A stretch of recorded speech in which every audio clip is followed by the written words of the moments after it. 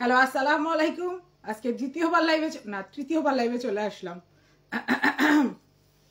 একজন বলছে আমাকে খুব বেশি ওয়াশ আউট দেখা যায়, আমি যেন লিপস্টিক লাগাই অলওয়েজ আসি। তা আমি লিপস্টিক লাগাই আসছি।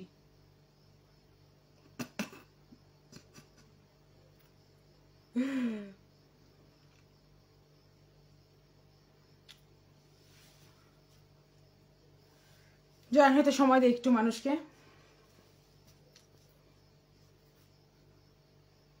কেউ একজন তো জয়েন করেছে, দুইজন জয়েন করেছে। আমরা আজকে রাতভর লাইভই করবো, নো প্রবলেম। যদি আরো কারো মন চায় সবাই জয়েন হন।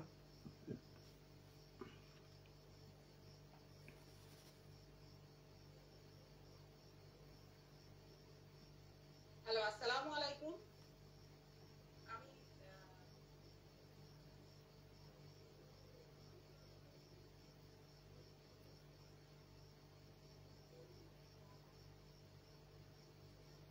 গান গাইতে মন চাচ্ছে।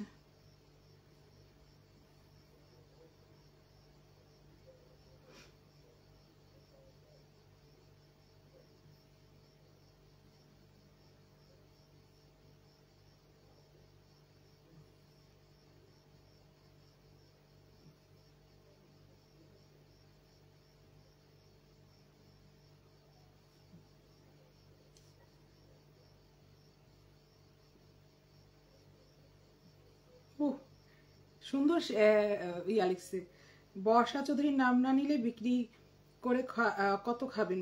না, নাম নিয়ে বিক্রি করে কত খাবেন? বর্ষা চৌধুরীর নাম না নিলে ভিউ আসবে না, আর ভিউ না আসলে টাকা পাবেন না, আর টাকা না পেলে খেতে পারবেন না। আল্লাহ, হাসি পায় মানুষের ঘটনা শুনে। আচ্ছা বলো, লিপস্টিকটা ঠিক আছে কিনা? একদম।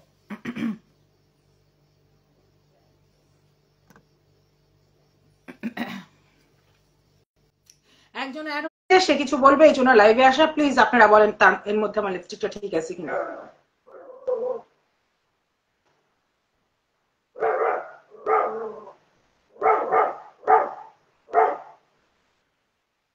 হুম,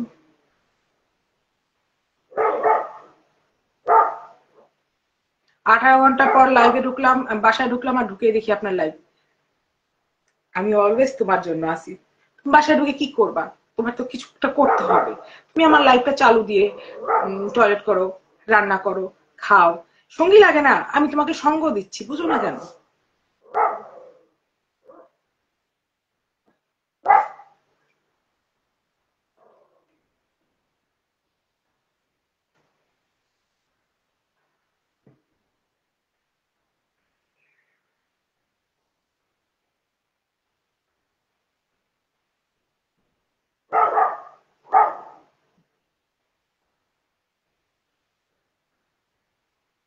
কুত্তা ডাকে কই? এই যে এখানে কুত্তার নাম রুদি। রুদি, কথা শুনি না। অ্যাড দাও। অ্যাড দিছি।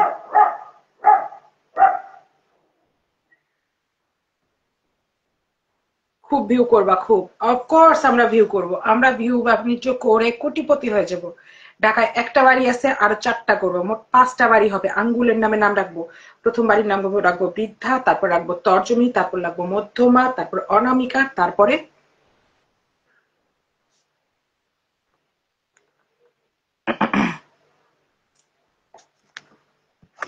আমরা সবাই ভিউ ব্যবসায়ী হয়ে যাব। আমাদের খুব ভাল লাগবে। আমাদের অলরেডি ভাল লাগতেছে। এক্সেপ্ট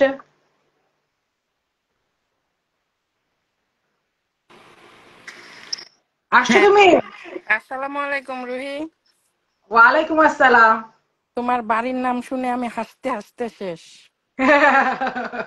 না, কেউ একজন বলছে যে তার নাম না নিলে আমরা বলে বিয়ে বাণিজ্য করতে পারবো না, আর বিয়ে বাণিজ্য না করলে বলে আমরা খাইতে পাবো না।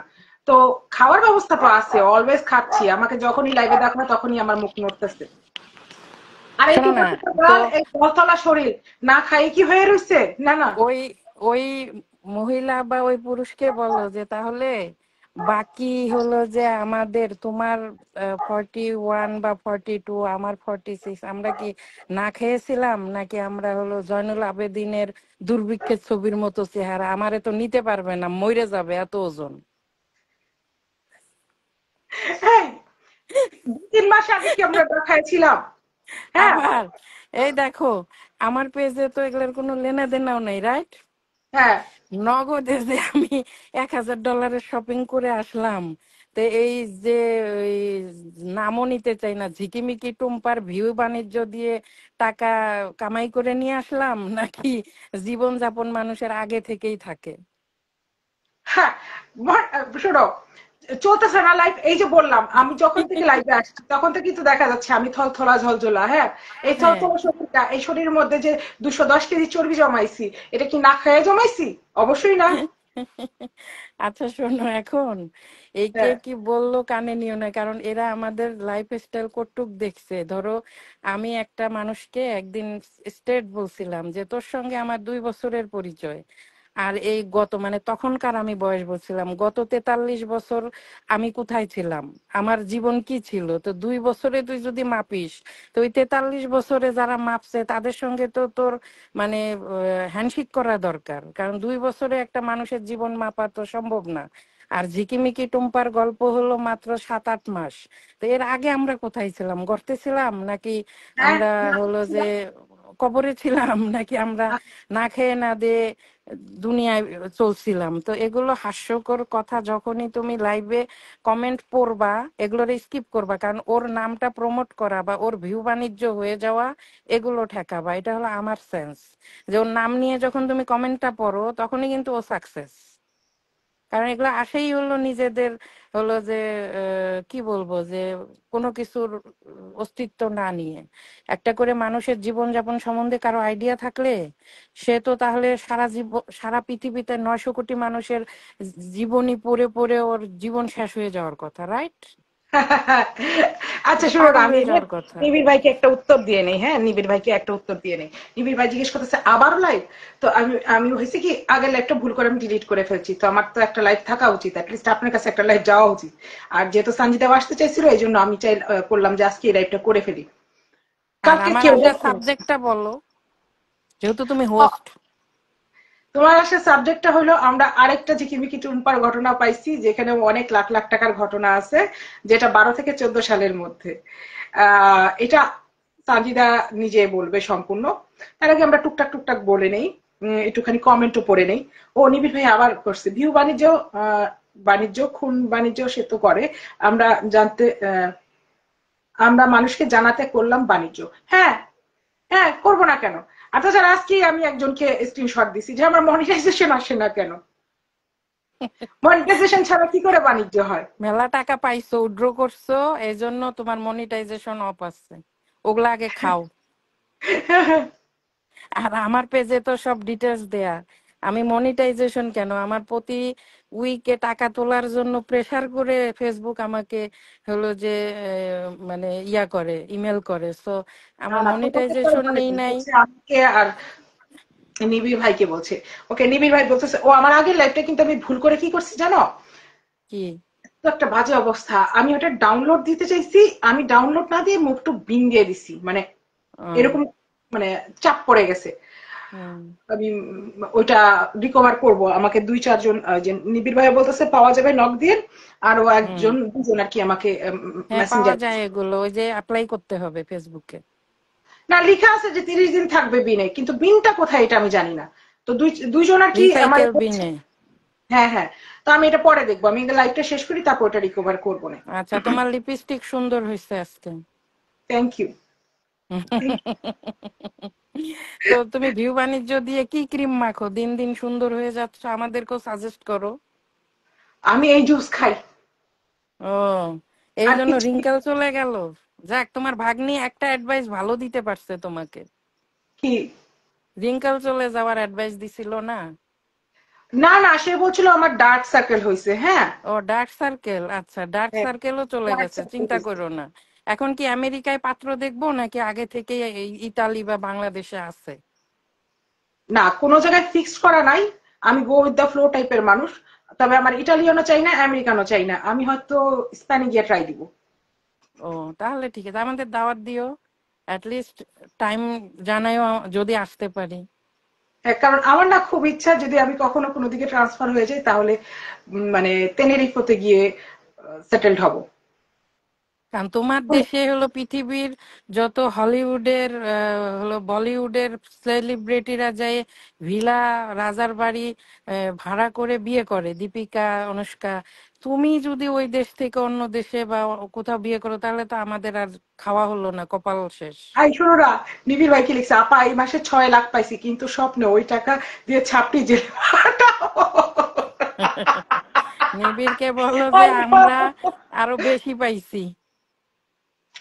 হ্যাঁ, আমিও চামড়ার জুতা কিনবো, তবে অন্য চামড়ার জুতা আর কি।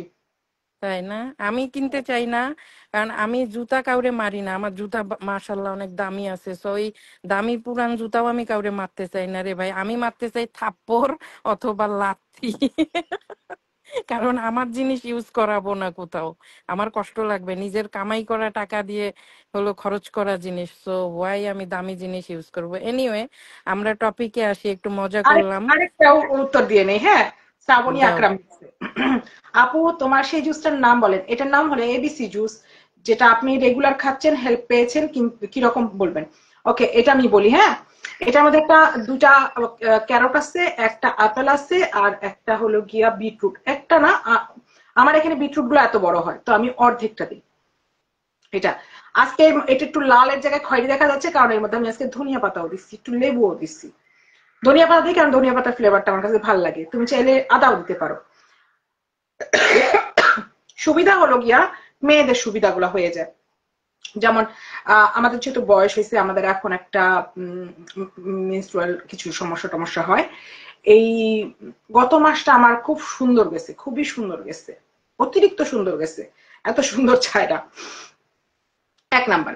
দুই নাম্বার হলো গিয়া আমার স্কিনে ট্যান হচ্ছে না, দেখতেই পারতেছো আমি আমি খুব একটা ট্যান হচ্ছে না, আমি অলরেডি 5 দিন সমুদ্রে 5 ঘন্টা 5 ঘন্টা থেকে আসছি, আমি খুব একটা ট্যান হচ্ছি না। আহ, আমি ট্যান হয়ে যাই কিন্তু এই বছর আমি খুব একটা ট্যান হচ্ছি না। আর টুকটাক বলি রেখা যেগুলো ছিল আমার চেহারা, বলতে পারতেছি না, আমি চেহারার ঘটনা এখনো বলতে পারছি না। আমি বেসিক্যালি সুবিধা হয়েছে আমি পানির বদলে এটা খাই। যেমন এখানে আমি আইস টি খাচ্ছিলাম বিকাল থেকে, আইস টিটা খাই শেষ হয়েছে, আমি এখন এটা শুরু করছি। তা আমি পানির সাবস্টিটিউট হিসেবে খাই। আর স্কিন ট্যান হচ্ছে না, স্কিনে কোলাজেন বৃদ্ধি হয়ে গেছে। আহ আরেকটা জিনিস কি হয়েছে, বলিরেখা কিছু কমছে, এই যে এখানে কিছু ভাঁজ পড়ছিল আমার, আমার প্রথম দিক লাইভ গুলাতে তুমি দেখলে বাবা এখানে আমার কিছু ভাঁজ আছে, এখানে কেনা কেমন একটা ফাইন লাইন মতো পড়ছিল, এটা চলে গেছে, আমার খুব সুন্দর চলে গেছে, আমি খুবই আশ্চর্য হয়েছি। বেসিক্যালি আমি যে মানে আমি যেটার উপর আমি খাইছি পানি সাবস্টিটিউট হিসেবে, মানে এমন কিছু ভাবে খাইনি। আর আমার যেটা বেসিক্যালি আমাকে হেল্প করছে সেটা হলো আমার পিসিওডি টাইপের কিছু একটা হয় না, সিস্ট ইন ওভারিস, এই জিনিসটা গেছে না।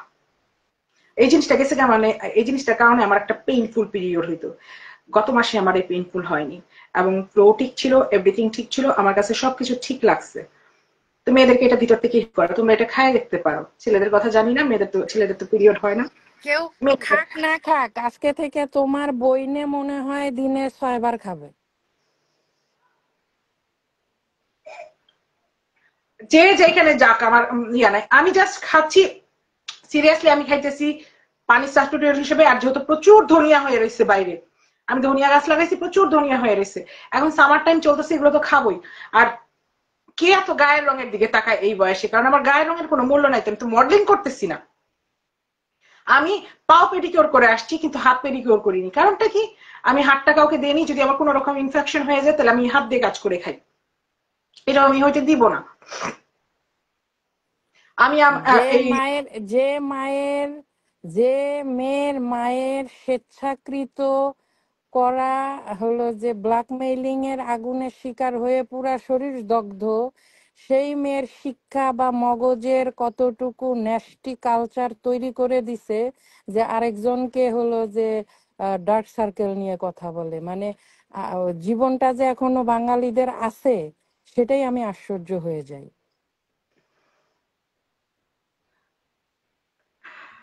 আশ্চর্য হওয়ার মতো এখনো অনেক কিছু আছে সঞ্জিদা, তোমার কাছে কিছু বেরোচ্ছে, আমার কাছে কিছু বেরোচ্ছে, কিছু আমার জানা আছে যেগুলো আমি দুয়ে দুয়ে চার করে মানে করতেছি, বুঝতে পারছো? একজন কি লিখছে, আপু আচ্ছা। বয়স হয়েছে বলেন কেন, ওই বেটি যদি এত কিছু কইরা যুবতী থাকতে পারে তাহলে আমরা আজীবন কিশোরী। রাইট। 12 কি 13, বয়স 12 কি 13। হ্যাঁ। আচ্ছা, এখন আমি আমি তা আসলেও খুবই বিজি থাকি। আমার ইদানিং কাজের প্রেশার, নিজের স্বেচ্ছায় জেনে প্রেশার। সো কারণ আমরা তো আর ওই যে ব্ল্যাকমেইল করে ওই অভ্যস্ততা তৈরি করি নাই, কারণ ওই পরিবার, ওই পরিবেশ, ওই শিক্ষা, এগুলো সব ছোটবেলা থেকেই থাকতে হয়। সো ওই জায়গা থেকে যেহেতু নিজে স্টিল হলো যে পরিশ্রম করে খাই, মৃত্যু পর্যন্তই খাবো। সো এখানে আমি অনেক সিনিয়র হলেও আমি অনেক ইয়াং বয়সে শাশুড়ি হয়ে গেছি। সো আমার সাথে অনেকের বয়সগত যোগ্যতা থাকলেও বুদ্ধিগত যোগ্যতা জিরো। সো এনিওয়ে, এখন আমি যে ঘটনাটা আসলে রুহি আপনাকে ওইভাবে শেয়ার করতে পারি নাই খুব ডিটেলসে, কারণ আমিও ব্যস্ত, আপনিও ব্যস্ত। তো এখন একটু আমি বলে নেই। আমার খুব পরিচিত এবং খুবই জানাশোনার মধ্যে যে ঘটনাটা বের হয়েছে, আমাকে স্বেচ্ছায় নক করে, আপনার অডিয়েন্সদের জন্য আমি এই গল্পটা বলছি, এটা তো আর অন্যদের জন্য বলার কিছু নাই। তো আমাকে জানানো হয়েছে, মোটামুটি যতটুকু জানছি, তো যার মানে গল্প সে নিজে মুখে যদি 100% আমাকে ক্লিয়ার না করে, আমি তথ্যের কিছু গোপনীয়তা এখন রাখছি, যেটা আমি ক্লিয়ার হলে অবশ্যই অডিয়েন্সদের মাঝখানে এসে সব আমি বলে দিব। সো এটা হলো মিরপুর, সরি, বনানী ডিওএইচএস এর ঘটনা। বনানী ডিওএইচএস এর ঘটনা, এবং আমি রোড নাম্বারও বলে দেই, কারণ কিছু জিনিস যদি আমি উল্লেখ না করি তাহলে কিন্তু মানুষের কনফিউশনটা বেশি থেকে যায়। তো এটা 85 রোড নাম্বার। যারা বনানী ডিওএইচএস চেনেন, খুবই ছোট, বাংলাদেশের সবচেয়ে ছোট ডিওএইচএস হলো বনানী ডিওএইচএস। তো সেই জায়গা থেকে এই ভদ্রলোক হলো বাংলাদেশে একজন স্বনামধন্য আর্মি অফিসার থেকে সে বিডিআর এর দায়িত্ব পালন করে অনেক বছর। সে এখন অনেক বয়স্ক হয়ে গেছে, বাট যখনকার ঘটনা তখন তার বয়স 60 or 61-2 মধ্যে এই ঘটনাটা। 2012 থেকে 2014, একদম এক্সাক্ট এই টাইমটাই। এটা আগে পিছে হওয়ার কোনো সুযোগ নাই।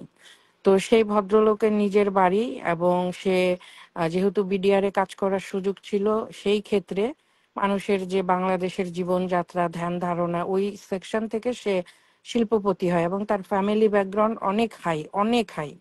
তার ফ্যামিলি ব্যাকগ্রাউন্ড হলো জামালপুরে। আমি অনেক কিছু বলবো, অনেক কিছু আমি পরে বলবো। ফ্যামিলি ব্যাকগ্রাউন্ড জামালপুরে। তারা চাইলে নিজেরা রাস্তা করে, নিজেরা বিদ্যুৎ নিয়ে চলার মতো পরিবার। মানে সেটা বলতেছি অবশ্যই যুদ্ধের আগে থেকে তাদের পারিবারিক ব্যাকগ্রাউন্ড। তো সেই ভদ্রলোকের একটু নারী ঘটিত দোষ ছিল, আগেও ছিল। তারপরে যখন এই ঘটনা, তখন তো থাকবেই, কারণ প্রত্যেকটা জিনিসের মধ্যে ইউজ টুর ব্যাপার থাকে। যদি কেউ ইউজ টু না থাকে তখন তো এটা হাতে খড়ি হয় না। তো সেই জায়গা থেকে এই ভদ্রলোকের কালেকশন এবং কমিউনিকেশন, এই জিনিসগুলো অবশ্যই বড় বড় লেভেলের ছিল, ক্লাব এই সেই। তো সেই জায়গা থেকে ভদ্রলোক শিল্পপতি, আর্লি রিটায়ার্ড করে সে শিল্পপতি হয়ে যায়, এবং সে বাংলাদেশের লিস্টেড শিল্পপতি। সো এখনকার শিল্পপতিদের মতো না, উঠতি টাকা হঠাৎ করে শিল্পপতি, এরকম না। তো তার হলো যে বাইপাইলে হলো যে ফ্যাক্টরি, যেগুলোকে আমরা বলি গার্মেন্টস।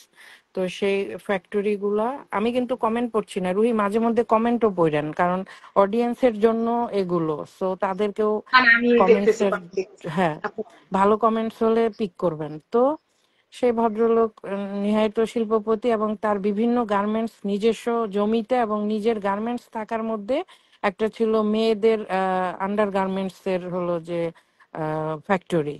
তো সেখান থেকে যে জায়গায় তার পরিচয় হয় ওইটা আমি এখন বলছি না। সেই জায়গায় পরিচয় হওয়ার মানে একটা অফিসিয়াল পরিচয় হয়, একটা কি বলে এটা, প্রপার্টি সেলের অফিস। লাইক এই যে জমি সেল করে, যে সেই জমির প্লট আকারে সেল হয়, সেই প্রপার্টি সেলের অফিসে এই ঝিকিমিকির সাথে পরিচয় হয়। কারণ টুম্পা পর্যন্ত অনেক লম্বা হয়ে যায়। এই ঝিকিমিকির সঙ্গে পরিচয় হওয়ার পরে তখন হাই হ্যালো, তো তার দামি গাড়ি, তার পোশাক, তার পরিচয় দেখে তো স্বাভাবিক ও যেটা সেই হিসাবে বাকি যেগুলোকে পিক করছে এইভাবে তার ফোন নাম্বার নেয়। নেওয়ার পরে হলো সেই দিন তার পরনে থাকে হলো ওয়েস্টার্ন ড্রেস। তো আমি কিন্তু ওকে। সবসময় দেখবেন প্রথম পরিচয়ের অনেক কিছু আমি বলে দিই। সো আজকেও আমি বলতেছি ওয়েস্টার্ন ড্রেস ছিল এবং রুমালে ঢাকা ছিল গলাটা।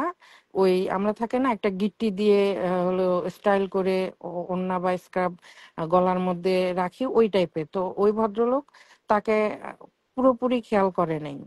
তো করে নাই ওটাও সমস্যা না। তো তাদের ওই হাই হ্যালো খুব অল্প ভাষায় একটা মানে আহ কথাবার্তা হওয়ার পরে নাম্বার নিয়ে চলে যায়। তো ওই ভদ্রলোক প্রথম তাকে কল দেয়, এটা সত্যি।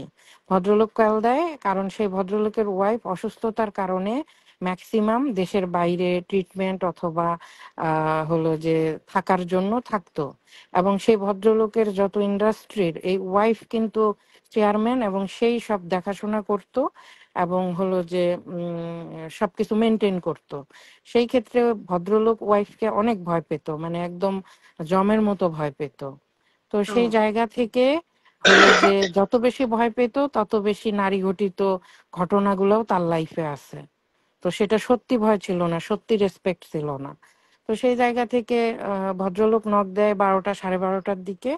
দেওয়ার পরে ওই ঝিকিমিকি হলো যে ফোনে কথা বলে। তখন তো এত হাইফাই টাচ ফোন ছিল না, যতটুকুই ছিল ওর কম দামি টাইপেরই ফোন ছিল, যেখানে ভিডিও কল বা এখনকার আধুনিকতাটা অত ছিল না।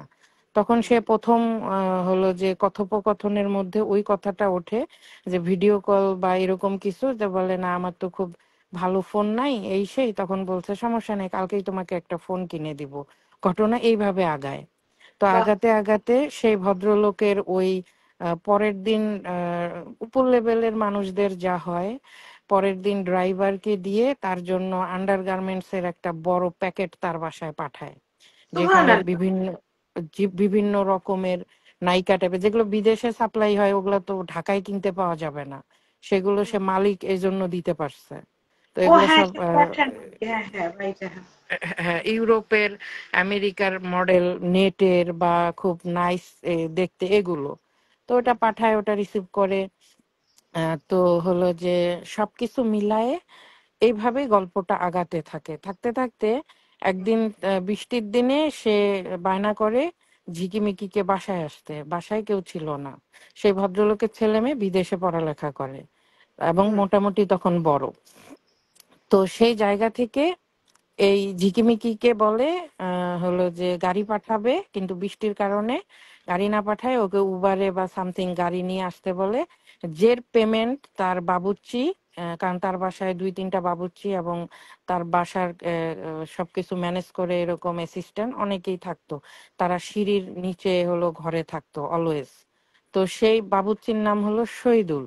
আমি এটা পর্যন্ত বলে দেই, শহীদুল নিচে যেয়ে তাকে টাকা দিয়ে গাড়ি ভাড়া মিটায়ে উপরে নিয়ে আসে। আর তার অ্যাপার্টমেন্ট হলো লিফটের 5। তো মানে সে যেখানে থাকে, বিল্ডিং তার, সে যেখানে থাকে। তো নিয়ে আসে, নিয়ে ঘরে ঢুকায় দেয়। প্রথমে তারা ডাইনিং এ দুপুরে খাওয়া দাওয়া করে এবং সেই খাবারের মধ্যে ছিল, যেহেতু ভদ্রলোক খানদানি শিল্পপতি এবং আদি বড়লোক ফ্যামিলি টাইপের, তারা নিশ্চয়ই ওই মাছ মাংস পোলাও এগুলো খেয়ে অভ্যস্ত না বা ডাক্তারের অনুমতি নেই। তারা খায় হলো করলা ভাজি, ছোট মাছ, ডাল আর বেগুন ভাজা দিয়ে ভাত খায়। এটা ছিল লাঞ্চের আইটেম।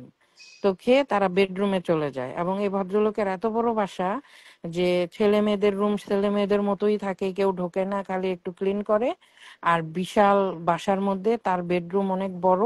সে সরাসরি তার ওয়াইফ সহ থাকা বেডরুমেই তারা হলো যে মানে মনোরঞ্জন একটা পরিবেশ তৈরি করে এবং সেখানে সিগারেট খায় এবং সে 3:30-4টা পর্যন্ত ওখানে কাটায়। 2বার তারা মানসিক এবং শারীরিক হলো যে সংযুক্ত হয়।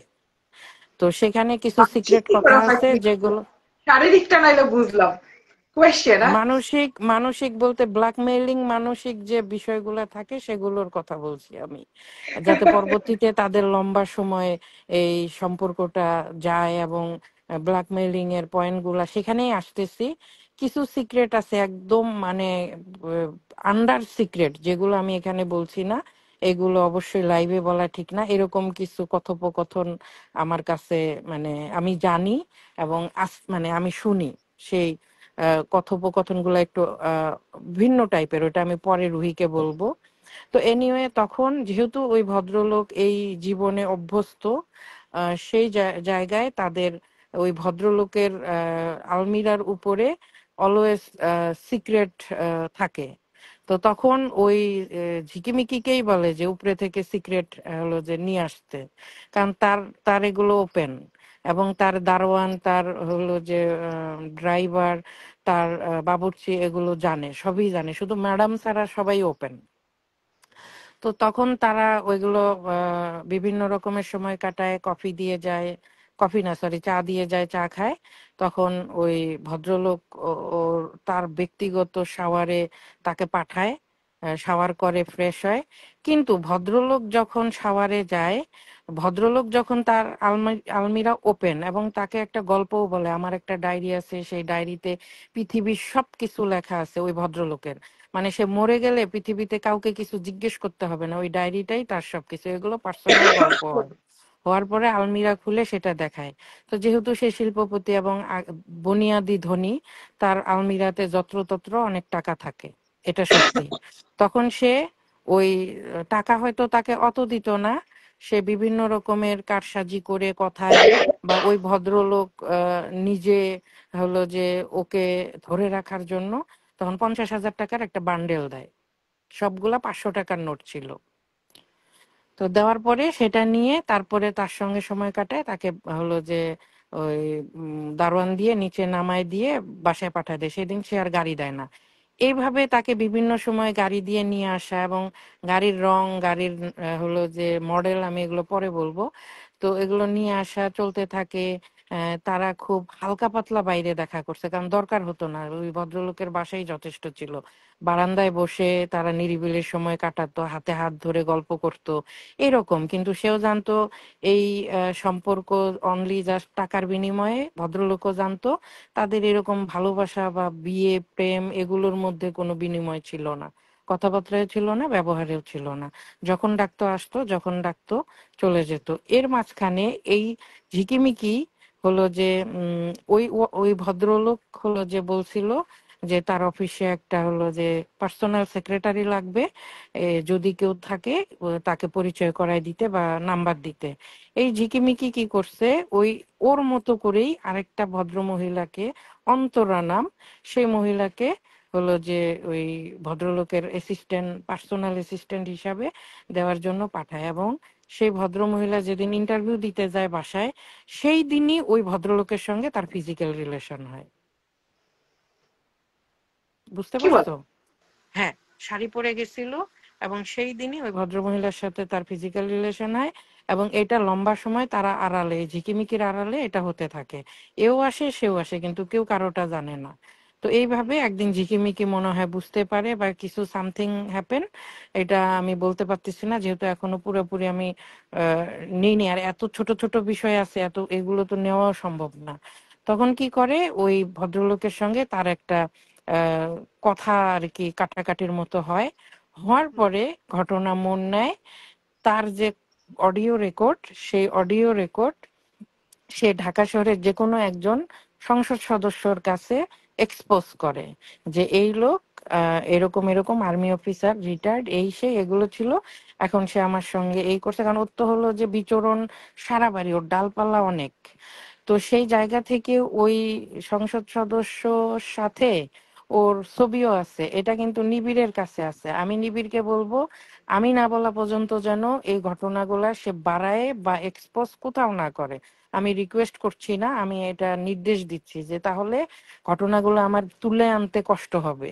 নিবিড়ের কাছে ওই ভদ্রলোকের সাথে এই ছাপড়ির ছবি আছে, আমি দেখেছি, এই জন্য আমি বললাম। ক্লিয়ার? তো এখন সেই লোকের মাধ্যমে। হুম। আনিবির ভাই, আপনি রেডি হন। একটু লিপস্টিক টাইপের আছে, জয়েন করেন। নিবিড়ের কাছে আছে, আমি ক্লিয়ার, তো আমি ততটুকু ক্লিয়ার। তো এখন নিবিড়কে বলবো এগুলো এক্সপোজ না করতে আগেই। তো সেই ভদ্রলোক হলো যে, যেহেতু মানে অনেক বড় ধরনের কাহিনী, তো সেরও ছত্রছায়ায় এই ঝিকিমিকি অনেক কাহিনী, ওগুলো পরে আনছি, ওটাও আমি জানি, ওগুলো পরে আনছি। তো সেই এই ভদ্রলোক কি করলো, হলো যে এটা ওই ওই যে ভদ্রলোক আর্মি শিল্পপতি, তাকে হলো যে ফোন দিয়ে খুবই সামান্য, খুবই সামান্য ভয় দেখাইছে। কারণ সেই ভদ্রলোক, তার পরিবার, তার ব্যাকগ্রাউন্ড, তার লাইফ স্টাইলের জন্য সে খুবই ভীত। মানে পুলিশ, সে নিজে আর্মি অফিসার ছিল, পুলিশ বা জেল কেস এগুলো তাকে কোটি টাকা দিলে দিয়ে দিবে, এগুলোর মধ্যে সে পড়বে না, এই টাইপের। এই ঘটনা মন নিল, মানে আসল চরিত্র বের হয়ে আসলো ঝিকিমিকির। তখন তাকে আজকে ব্ল্যাকমেল করে, কালকে ব্ল্যাকমেল করে, পরশু করে। যেই দিন প্রথম ফোন দিছে সেই দিন ওই ভদ্রলোক তার ড্রাইভারকে দিয়ে সাথে সাথে 3 লক্ষ টাকা পাঠাইছে, সাথে সাথে। ওই অফিসে বসে সেই টাকা সে রিসিভ করছে। তো সেই জায়গা থেকে ওই ভদ্রলোক যেহেতু এগুলো নিয়ে খুবই ভয় পায়, পারিবারিক, তারপরে মেয়ে বিয়ে দিছে সেখানে মাত্র শ্বশুর বাড়ির লোকজন, ওনার মেয়ের বিয়ে হয়েছিল তখন মনে হয় 2 বছর।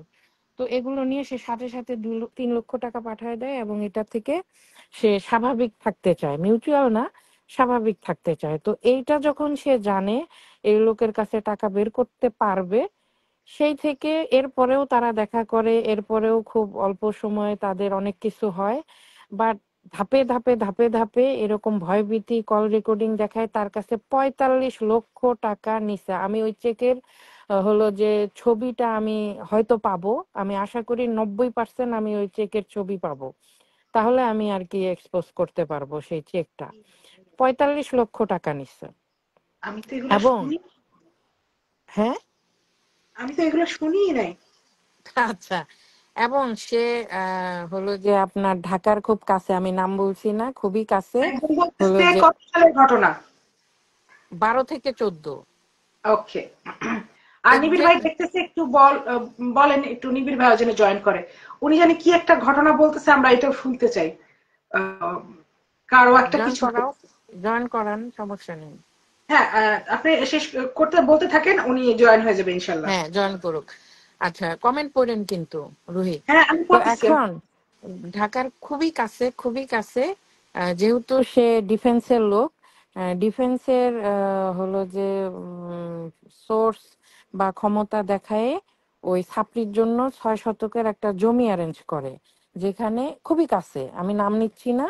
তো যেখানে ওই ছাত্রীকে নিয়ে বহুবার যায় আসে ওই এলাকাবাসী, বা ওখানকার যে দালাল ছিল তারা পর্যন্ত এগুলো ঘটনার সাক্ষী দিতে পারবে।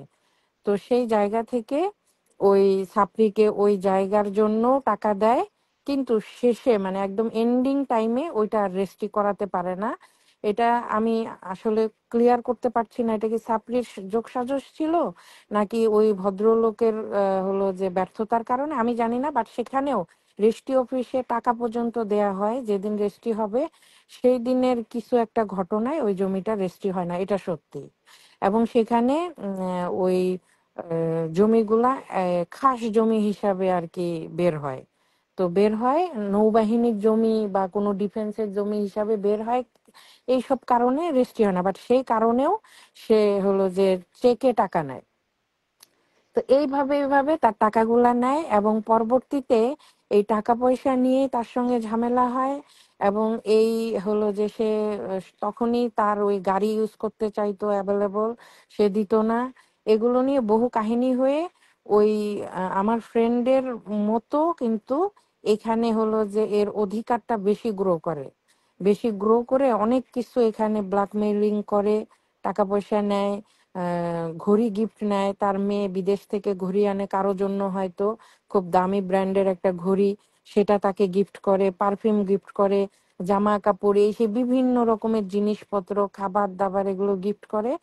এই ঝিকিমিকি এই জায়গা থেকে আরো টাকা আদায় করার জন্য সিলেটের এক ফ্রড টাইপের লোকরে এই লোকের ব্যবসা বা সামথিং এগুলোর সাথে জড়ায় দেয় ইচ্ছা করে। ওটা তার হলো যে আহ, মানে কালেকশনের কেউ একজন থাকে, জড়ায় দেওয়ার পরে সেই ভদ্রলোক যে যার কথা বলছি সে একটু মানে থাকে না, যার কথা শোনে তার কথাই শোনে টাইপের, একটু চালাক বোকা শোকা। সেখানেও সে অনেকগুলা টাকা হলো যে ধরা ধরা দেয় আর কি। সে সেই সিলেটের ওই লোক অনেক টাকা নিয়ে তার কাছে, ওগুলা নিয়ে হলো যে উকিল নোটিশ থেকে শুরু করে থানা কেস কাচারি টানা 4 বছর চলে। সেটা অন্য গল্প, ওই সাপড়িকে দিয়েই অন্য গল্প। তো পরে এই সাপড়ি যখন 45 লক্ষ টাকা টোটাল নিতে পারে, তারপরে এই সাপড়ি নিজে নিজেই কেটে পড়ে। সে তো মানে ভালো আমি টাকাগুলা গেল আমি কোথায়? আমি গল্পের হলো যে 40% বললাম, এবং এই সেই টাকাগুলা গেল কোথায়? টাকাগুলার তো একটা হদিস বের করা দরকার। এখন কেমনে হদিস বের করবেন আমাকে বলেন, কেমনে হদিস বের করবেন, কিভাবে জানি না, করবেন? যেখান থেকেই বেরোচ্ছে এত টাকা এত টাকা, মানে আমি এই জন্যই তো সে বলছে 17-18 লাখ টাকা তার ইনকাম ছিল। এখন বোঝা যাচ্ছে কিভাবে ছিল। নাইলে তো আমি অনেক অঙ্ক করছি যে আমি কোনোভাবেই পাচ্ছিলাম না যে 17-18 লাখ টাকা কোত্থেকে আসছে। একজন কি লিখছে, করে? আপু তুমি এত কিছু জানো কিভাবে? প্রথমত আমি জানি আমার খুব ক্লোজ ফ্রেন্ডের সাথে যে ঘটনাটা ঘটছে এটা তো আমি জানবই। শুধু আমি হ্যাঁ। না, অনেকেই জানে, তারা তো আর রুহিকে চেনে না, তারা তো আর এই প্ল্যাটফর্মে এসে বলবে না। তারা তো হুম, তাদের হলো যে হয়তো আমি সাক্ষাৎকার নিয়ে দিতে পারবো, যেহেতু আমি হলো যে আমার ফ্রেন্ডের এটা টার্গেটে ছিল এবং ওকে আমি 17 সাল থেকে চিনি, সেই জায়গা থেকে আমি আসছি। সো এভরিবডি তো আসবে না, আবার কিছু সিক্রেট মেনটেন করবে, তার সংসার এখন সুন্দর আছে, তারা এখানে আসবে না। আবার যে ঘটনাটা আমি বলতেছি, আমি বলছি যে আমি অনেক কিছু পরে বলবো, তার মানে বুঝতে হবে যে এখানে অবশ্যই এমন কাউকে নিয়ে কথা বলছি যে সেই পর্যন্ত আমার না হলে আমি এই কথাটা বলবো না। হুম, হুম। যেমন রুহির অ্যাওয়ারনেস কোথায় চলে গেছে, সিলেটের ভদ্রমহিলাটা বের হইছে তার খালাতো ভাইকে নিয়ে, এটা যদি রুহির লাইভে না আসতো, রুহির অ্যাওয়ারনেসটা না হতো, এই সিলেটের ভদ্রলোক যে 30 লাখ টাকার কাহিনী সেটা তো বের হতো না। তা আমাদের কোথাও না কোথাও এই পদচারণাটা সাকসেস, যে আমাদের অ্যাওয়ারনেস মানুষের কানে গেছে এবং মানুষ তাদের অভিযোগগুলা নিয়ে আমাদের সাথে কথা বলার সুযোগ খুঁজে পাচ্ছে। এটাতে কি অডিয়েন্সরা হ্যাপি না? তো না, আমরা এইখানে কিভাবে? তো মানে মেসেজ আসতেছে এখান থেকে, মেসেজ আসতেছে ওইখান থেকে, হ্যাঁ, হ্যাঁ, সবটা দেখা সম্ভব হচ্ছে না।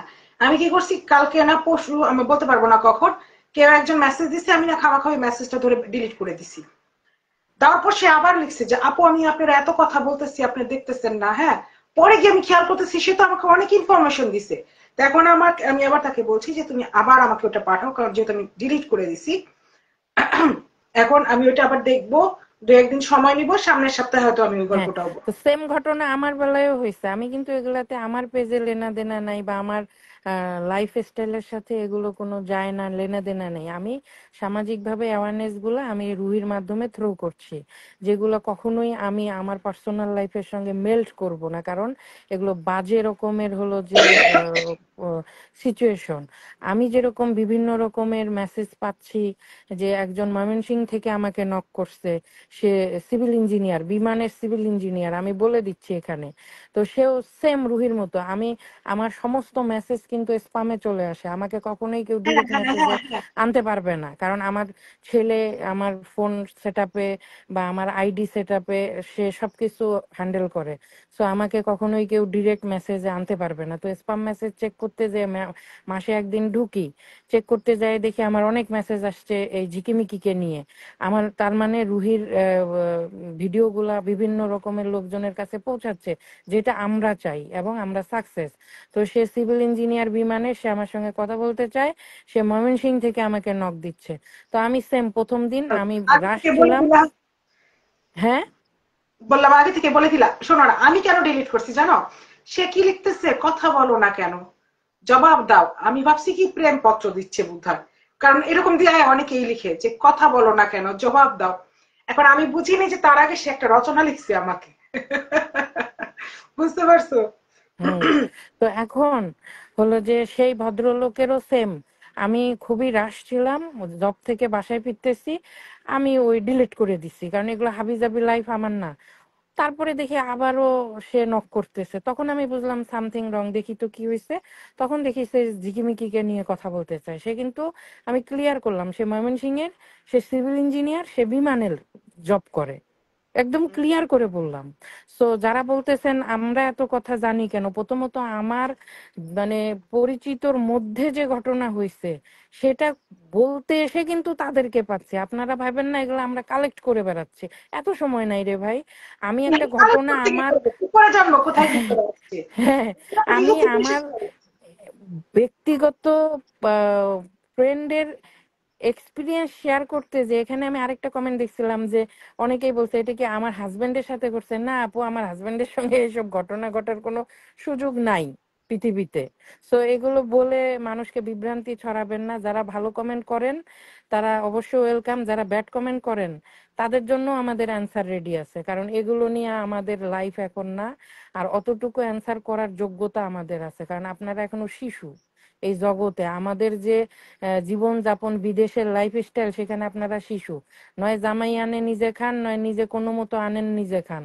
সো ওগুলা জীবন আমরা পার করে আসছি, ওগুলা দিয়ে এখন যায় আসে না। সো ব্যাড কমেন্ট করা মানেই তাকে পড়তে হবে, তাকে এখানে না আমি আরেকটা জিনিস অ্যাড করতে চাই, ঠিক আছে? শিশু, আমি এই কথাটা আমি সব সময় আমি এই বিষয়ে তোমার সাথে সহমত। কারণ কি আমি বলি, আমাদের যখন 16-17 বছর বয়স থেকে আমরা একরকম ভাবে চিন্তা করি, যখন 26-27 থাকি একরকম ভাবে চিন্তা করি, যখন 35-36 ছিল একরকম চিন্তা করছি। এখন যখন হুম আমরা এই বয়সে আসছি, হুম যেহেতু সাথী দ্বারা আমার বয়স কাছাকাছি সেম, হুম আমরা না অন্যভাবে চিন্তা করি। আমরা ঝগড়া হুম করতে চাই না, আমরা না, ধুপ করে অ্যাটাক করতে যাই না, আমরা ধুপ করে হ্যাঁ, কোনো একটা ডিসিশনও নিয়ে ফেলি না। আমরা না, সময় নিই, চিন্তা করি, ডায় হ্যাঁ, বুঝি, বায় বুঝি, সামনে বুঝি, পিছিয়ে বুঝি, তারপরে গিয়ে আমরা হ্যাঁ, একটা উত্তর দিই বা আগাই। হ্যাঁ। আবার তো দেখো, তোমার আমার হলো যে পরিশ্রমের জীবনটা কিন্তু বাংলাদেশের কারোরই নেই। সো তারা কথা বললে আমাদের সাথে হবে না। পারিশ্রমিক যে জীবনযাপন আমরা, হ্যাঁ, বাংলাদেশে আমাদের চাইতে অনেকেই অনেক বেটার করতেছে মাল্টিন্যাশনাল কোম্পানিতে, বাট আমি বলছি পরিশ্রম বা রাস্তা হাঁটা বা জ্ঞান অর্জন করার যে বিষয়গুলো আমাদের সাথে কেউ পারবে না, কারণ এগুলো তো আমরা করে করে অর্জন করছি, আমরা শুনে শুনে অর্জন করি নাই।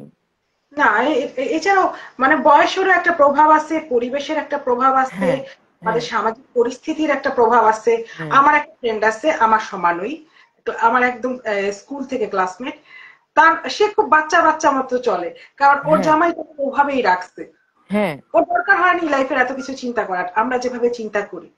তো এটা হয় কি, পরিস্থিতিও আমাদেরকে চেঞ্জ করে দেয়। পরিস্থিতি, সামাজিক পরিস্থিতি হোক, আর্থিক পরিস্থিতি হোক, বা যে কোনো জিনিসই হোক।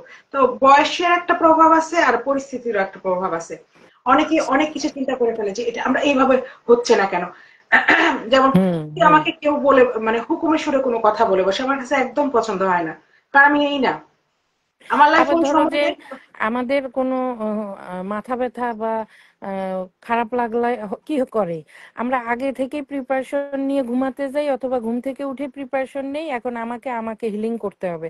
আমি এরকম কোনো সিচুয়েশনে নাই, এই আমাকে একটু ওষুধ আনো, এই আমাকে একটু পানি আনো। তার মানে কি আমরা কতটা কঠিন, কতটা বাস্তব জীবন দিয়ে নিজেদেরকে পরিচালিত করি। সো এখানে তো বাঙালি যারা জব করে আমাদের চেয়ে বেটার আছে, তাদের সাথে আমাদের তুলনা করলেও হবে না। বা আমরা একটা বাজার করছি, আমরা যখন নিয়ে আসি, আমরা কিন্তু দুই হাতে, একবার এখানে নেই একবার ওখানে নেই, এটাও একটা এক্সপিরিয়েন্স। আমরা চাইলেই এই মামা যাবেন নাকি রিক্সা আনেন, বা পারি না। কাছাকাছি হলে উবারও করি না, কারণ তখন দেখা যায় ওয়াকিং, বাট হাতে নিতে পারতেছি না। অনেক এক্সপিরিয়েন্স আছে যেটা আমাদের সাথে নর্মাল বাঙালি বোন বা ভাবিদের মিলবে না, এটা বললে লাভ নাই। আচ্ছা, নিবিড় ভাই লিখছে জায়গা কিনছে 20 লাখ টাকা, কিন্তু সেটা মায়ের নামে তারাবা পূর্ব রসুলপুরে। না, এটা হলো ঢাকার কাছে। এটা নিয়ে মায়ের সাথে প্রতিদিন ঝগড়া করতো আমার সামনে। আপনি একদিন বলেন না, আপনি নাহলে জয়েন করেন না কেন আপনি? নিবিড় ভাই জয়েন করে ফেলেন, আপনার হ্যাঁ, একটা ইয়ে জয়েন নেই। করুক, আমিও ক্লিয়ার করে দিই, এটা তারাবট্টা না, মানে এটা রসুলপুরের জায়গা না। হ্যাঁ, তুমি কথা বলো, আমি দেখতেছি। হ্যাঁ। তো এনিওয়ে, এই জন্য বললাম যে এই গল্পগুলো আমরা কিভাবে পাই বা কেন পাই, এটা কোশ্চেন না। কোশ্চেন হলো কতটা ভয়ঙ্কর রূপ ধারণকারী মহিলা, যেখানে বাংলাদেশের উঁচু নিচু মধ্য কাউকেই ছাড়ে নাই। সে যাদেরকে দেখতো পয়সা কম তাদেরকে ছুঁড়ে ফেলে দিত, মানে পুরোপুরি একটা সিনেমা স্টাইল। ওকে দিয়ে মানে ঋত্বিক রোশন বা শাহরুখ খানের সিনেমা করা যাবে, কারণ এগুলো তো গল্প, এগুলো সত্যি গল্প। আগে একটা এই যমুনা টিভিতে প্রোগ্রাম হতো অনেক আগে, আমি খুব দেখতাম, ফাঁদ। কেউ দেখে থাকলে জানবেন, একটা মাকড়সার জালের মধ্যে ফাঁদ লেখাটা দিয়ে এই প্রোগ্রামটা শুরু হতো। চেহারা দেখাতো না, পৃথিবী বাংলাদেশের প্রেক্ষাপটে বিভিন্ন রকমের জীবন যাপনে ফাঁদে পড়ার গল্পগুলা এখানে তুলে ধরতো, উপস্থাপনা করা হতো, সেই ব্যক্তিকে নিজে আনা হতো।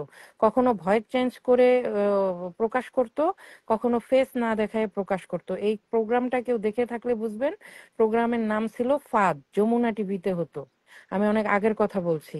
তো সেই জায়গা থেকে এটা তো একটা ফাঁদ, তো এই ভদ্রমহিলা একটা ফাঁদ। এই ফাঁদ গুলো যদি আমরা জানাটুকু যদি প্রকাশ না করি, আদার্স ব্যক্তিরা যে পরবর্তীতে ঝামেলায় পড়বে না, বা একে যে সমাজে থেকে বয়কট করা হবে না, এগুলোর দায় দায়িত্ব কে নেবে? তো ততটুকু পর্যন্ত তো আমরা দায়িত্ব নিয়ে, আমি বা রুহি বা আরো কয়েকজন আছে, আমরা প্রকাশ করছি।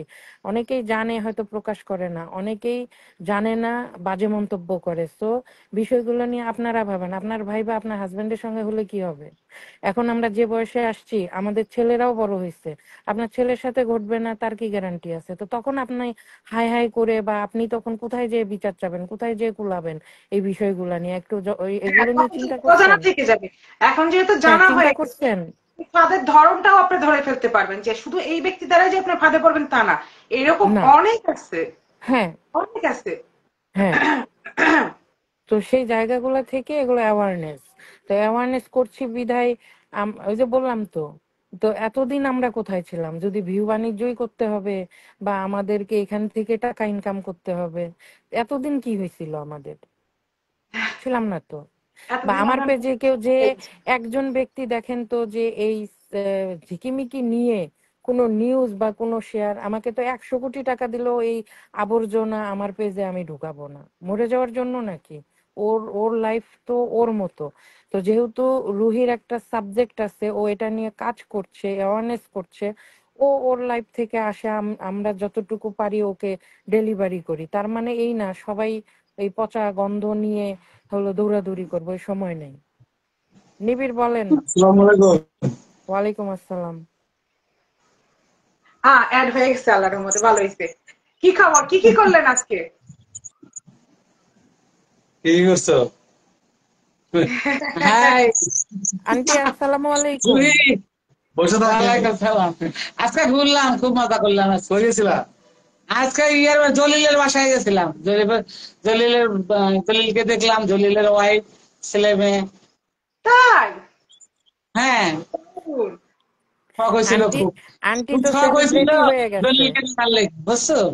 দেখলাম, কথাবার্তা বললাম, উঠানের মধ্যে বসলাম, অনেক কথাবার্তা বললাম, আপনি তো অনেক সেলিব্রিটি কথাবার্তা হয়ে জানলাম। গেছেন। হ্যাঁ, কি আপনি করবো, আপনি সেলিব্রিটি হয়ে গেছেন।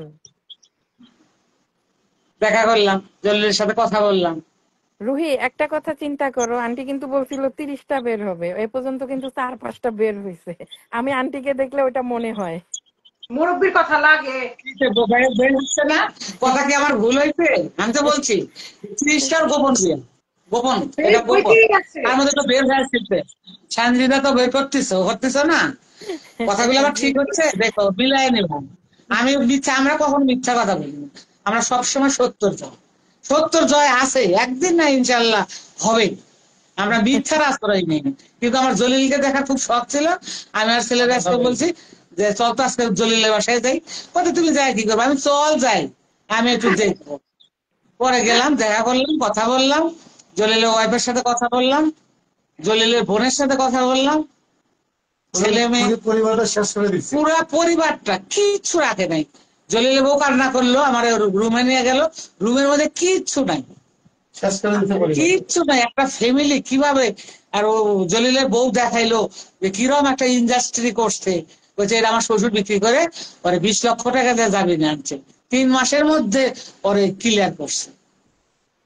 সিআইডি দিয়া পানার নিচে ওর কাপড় রাখছিল, কেরাসিনের পরা কাপড় সেটি সিআইডি উঠাইছে, উঠাইয়া ফাঁসি রকম হয়েছিল। পরে 3 মাসের মধ্যে ওর বাবা ইন্তেকাল করেছে। বলেছে আমার শ্বশুরটা আর সহ্য করতে পারে নাই, অনেক জমা জমি বিক্রি করছে করে আমার স্বামী আনছে, পরিবারটা একদম ধ্বংস। আমি অবাক হয়ে গেলাম। সামনে একটা দোকান দিয়ে রাখছে, বলছে যে এই দোকানটার থেকে একটু বেনিফিট আসতো, সেটা দ্বারা জীবনযাপন করতো। তো সেটাও আর জলিল চালাইতে পারে না, সেটা সরকারে ভেঙে দিছে, শেখ হাসিনা ভেঙে দিছে। সেটা অল্প একটু আছে, ওইটুকুর মধ্যে ভাড়া দিয়ে রাখছে। মানে পারিবারিক পুরো আর্থিক, তার পারিবারিক আর্থিক কিচ্ছু নাই, জলিল মিয়া কিচ্ছু করে না, সুখে কাটে। সুখায়া কিরকম অবস্থা। আমি তো খুব, যে একটা মেয়ে কতগুলা ছেলে পরিবার নষ্ট করে ফেলছে। বলছে আপনাদের জেদ আছে, আপনারা বের করুন, আমার আল্লাহর কাছে আমরা আল্লাহর কাছে বিচার দিছি, আল্লাহ বিচার দিবে। আর আজকে বর্ষা বলছে যে আর্মিকে বিচার দিছি, মিথ্যা। আমরা বলি মিথ্যা বলি, আমরা মিথ্যা বলি না, তুমি মিথ্যা বলি। ফিল্ডে জনগণের সামনে ওপেন চ্যালেঞ্জে আর্মিকে, বাপ মিয়া, আর্মিকে আরো 100 আর্মি নেই, 70 জয় থেকে আছে ইনশাল্লাহ। ও যে এখনো এটা চ্যালেঞ্জ দেয়, এটাই তো, চ্যালেঞ্জ দেয় কেমনে দেয়? পচা মুখটা এটাই নিয়ে, তো এই মানে পচা মুখটা নিয়ে কেমনে চ্যালেঞ্জ দেয়? অদ্ভুত পরে আর্মির ব্যাপার। কথা বলতেই তো আমি বলছি চল জলিলের বাসায় আমি যাবো, আমি জলিলকে দেখে আসছি, আজকে জলিলকে দেখে আসলাম। আমি তো আন্টি রুহির লাইভে ওপেন বলছি যে ও কোন আর্মির ভয় দেখায়, ওই আর্মি গুলার নাম নাম্বার আমারে দিতে, ওর হ্যাঁ, ফাত্রামি আমি ঠুটাই দেবো। আর্মি ভয় দেখায়, আর্মি করবে। আমরা গাঙ্গের জলে ভেসে বেড়াই, আমরা তো জনগণ না, ও একাই জনগণ, ও আর্মির আশ্রয় দিচ্ছে। পচা মুখ নিয়ে আর্মিতে তো যাবে কেমনি? সিআইডি তে গেছিলাম, হ্যাঁ? কি সম্মান করছে। আমি তো সিআইডির কাছে ঘুরছি, আমি তো প্রায় ছেলের সাথে পাশাপাশি আমি দেখতেছি যে আমার ছেলে কি মিথ্যাবাদী না সত্যবাদী। আমি তো ওপেন তো আমার ছেলের কাছে দিচ্ছি। সিআইডি তে গেলে কি সম্মান করে, আন্টি হ্যাঁ? আমি খালা খালা বসে বসে। এমন কেউ তো আজকাল তো অসম্মানে কেউ করেনি, সবাই তো বলে খালাম্মা আপনি তো সেলিব্রিটি হয়ে যাচ্ছেন, আপনি সেলিব্রিটি অনেক সময়। আমি তো অনেক সময় দিই। আমার ছেলের অনেক সময় আমি দিই, আমি অনেক রাইতে ঘুম। আমরা তো ছেলে আর মা বন্ধুর মতো আচরণ আমাদের। খুবই ভালো। আর পৃথিবীতে এখন পর্যন্ত এটা আবিষ্কার হয় নাই যে কখনো কোনো মা ভুল বলবে বা মিথ্যা বলবে। তো কখনই না। আসতে সময় আসলাম, আসার সময় মাছ টাছ কিনে নিয়ে আসলাম। ওকে আমি সকালে জাগনা পাবো না, তা আমি একটু মাছ কিনি। পরে বাই মাছ কিনলাম, তারপরে বাঙ্গাস মাছ কিনলাম, রুই মাছ কিনলাম, তারপরে পাবদা মাছ কিনলাম, চিংড়ি মাছ কিনলাম। 5,500 টাকার মাছ কিনছি। আমরা বলে খেতে পাই না। বর্ষা বলে আমার টাকায় খাই, তো হেলদি ফ্যামিলি কিছু খাইতে পারে না। তুই আর বেশি করে তুই রিক্সাতে হাঁটস, তুই ওভারে হাঁট, তো তুই রিক্সায় তো বানায় না, বর্ষারে তো রিক্সায় বানায় না, ওভারে হাঁটতে বলো। বাংলাদেশে গেলে আন্টির হাতের মাছের তরকারি খেয়ে আসবো হ্যাঁ, আচ্ছা, আমি আর তুমি একত্রে যাবো। ইনশাআল্লাহ। বুঝছো না, আমরা বলে খেতে পাই না।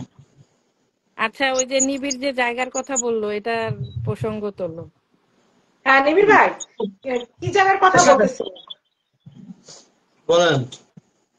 কি জায়গার কথা কি বললেন, যে 20 লাখ টাকাতে কোথায় জায়গা কিনছেন? সেটা হচ্ছে যে আমার সাথে বিয়ে হয়, বিয়ে হওয়ার পরে যখন আমার সাথে থাকে, তা আমাকে বললো যে তুই তো কোনো কিছু ইয়ে করিস না, তুই হচ্ছে যে যেহেতু আমার পিছনে সময় দিচ্ছিস, চাকরি ছেড়ে দিচ্ছিস, তুই একটা হচ্ছে যে খাবার হোটেল দে, আমি হচ্ছে টাকা দিচ্ছি। তাই মানে এত টাকা পাবি, মিনিমাম 20-25 লাখ টাকা লাগবে।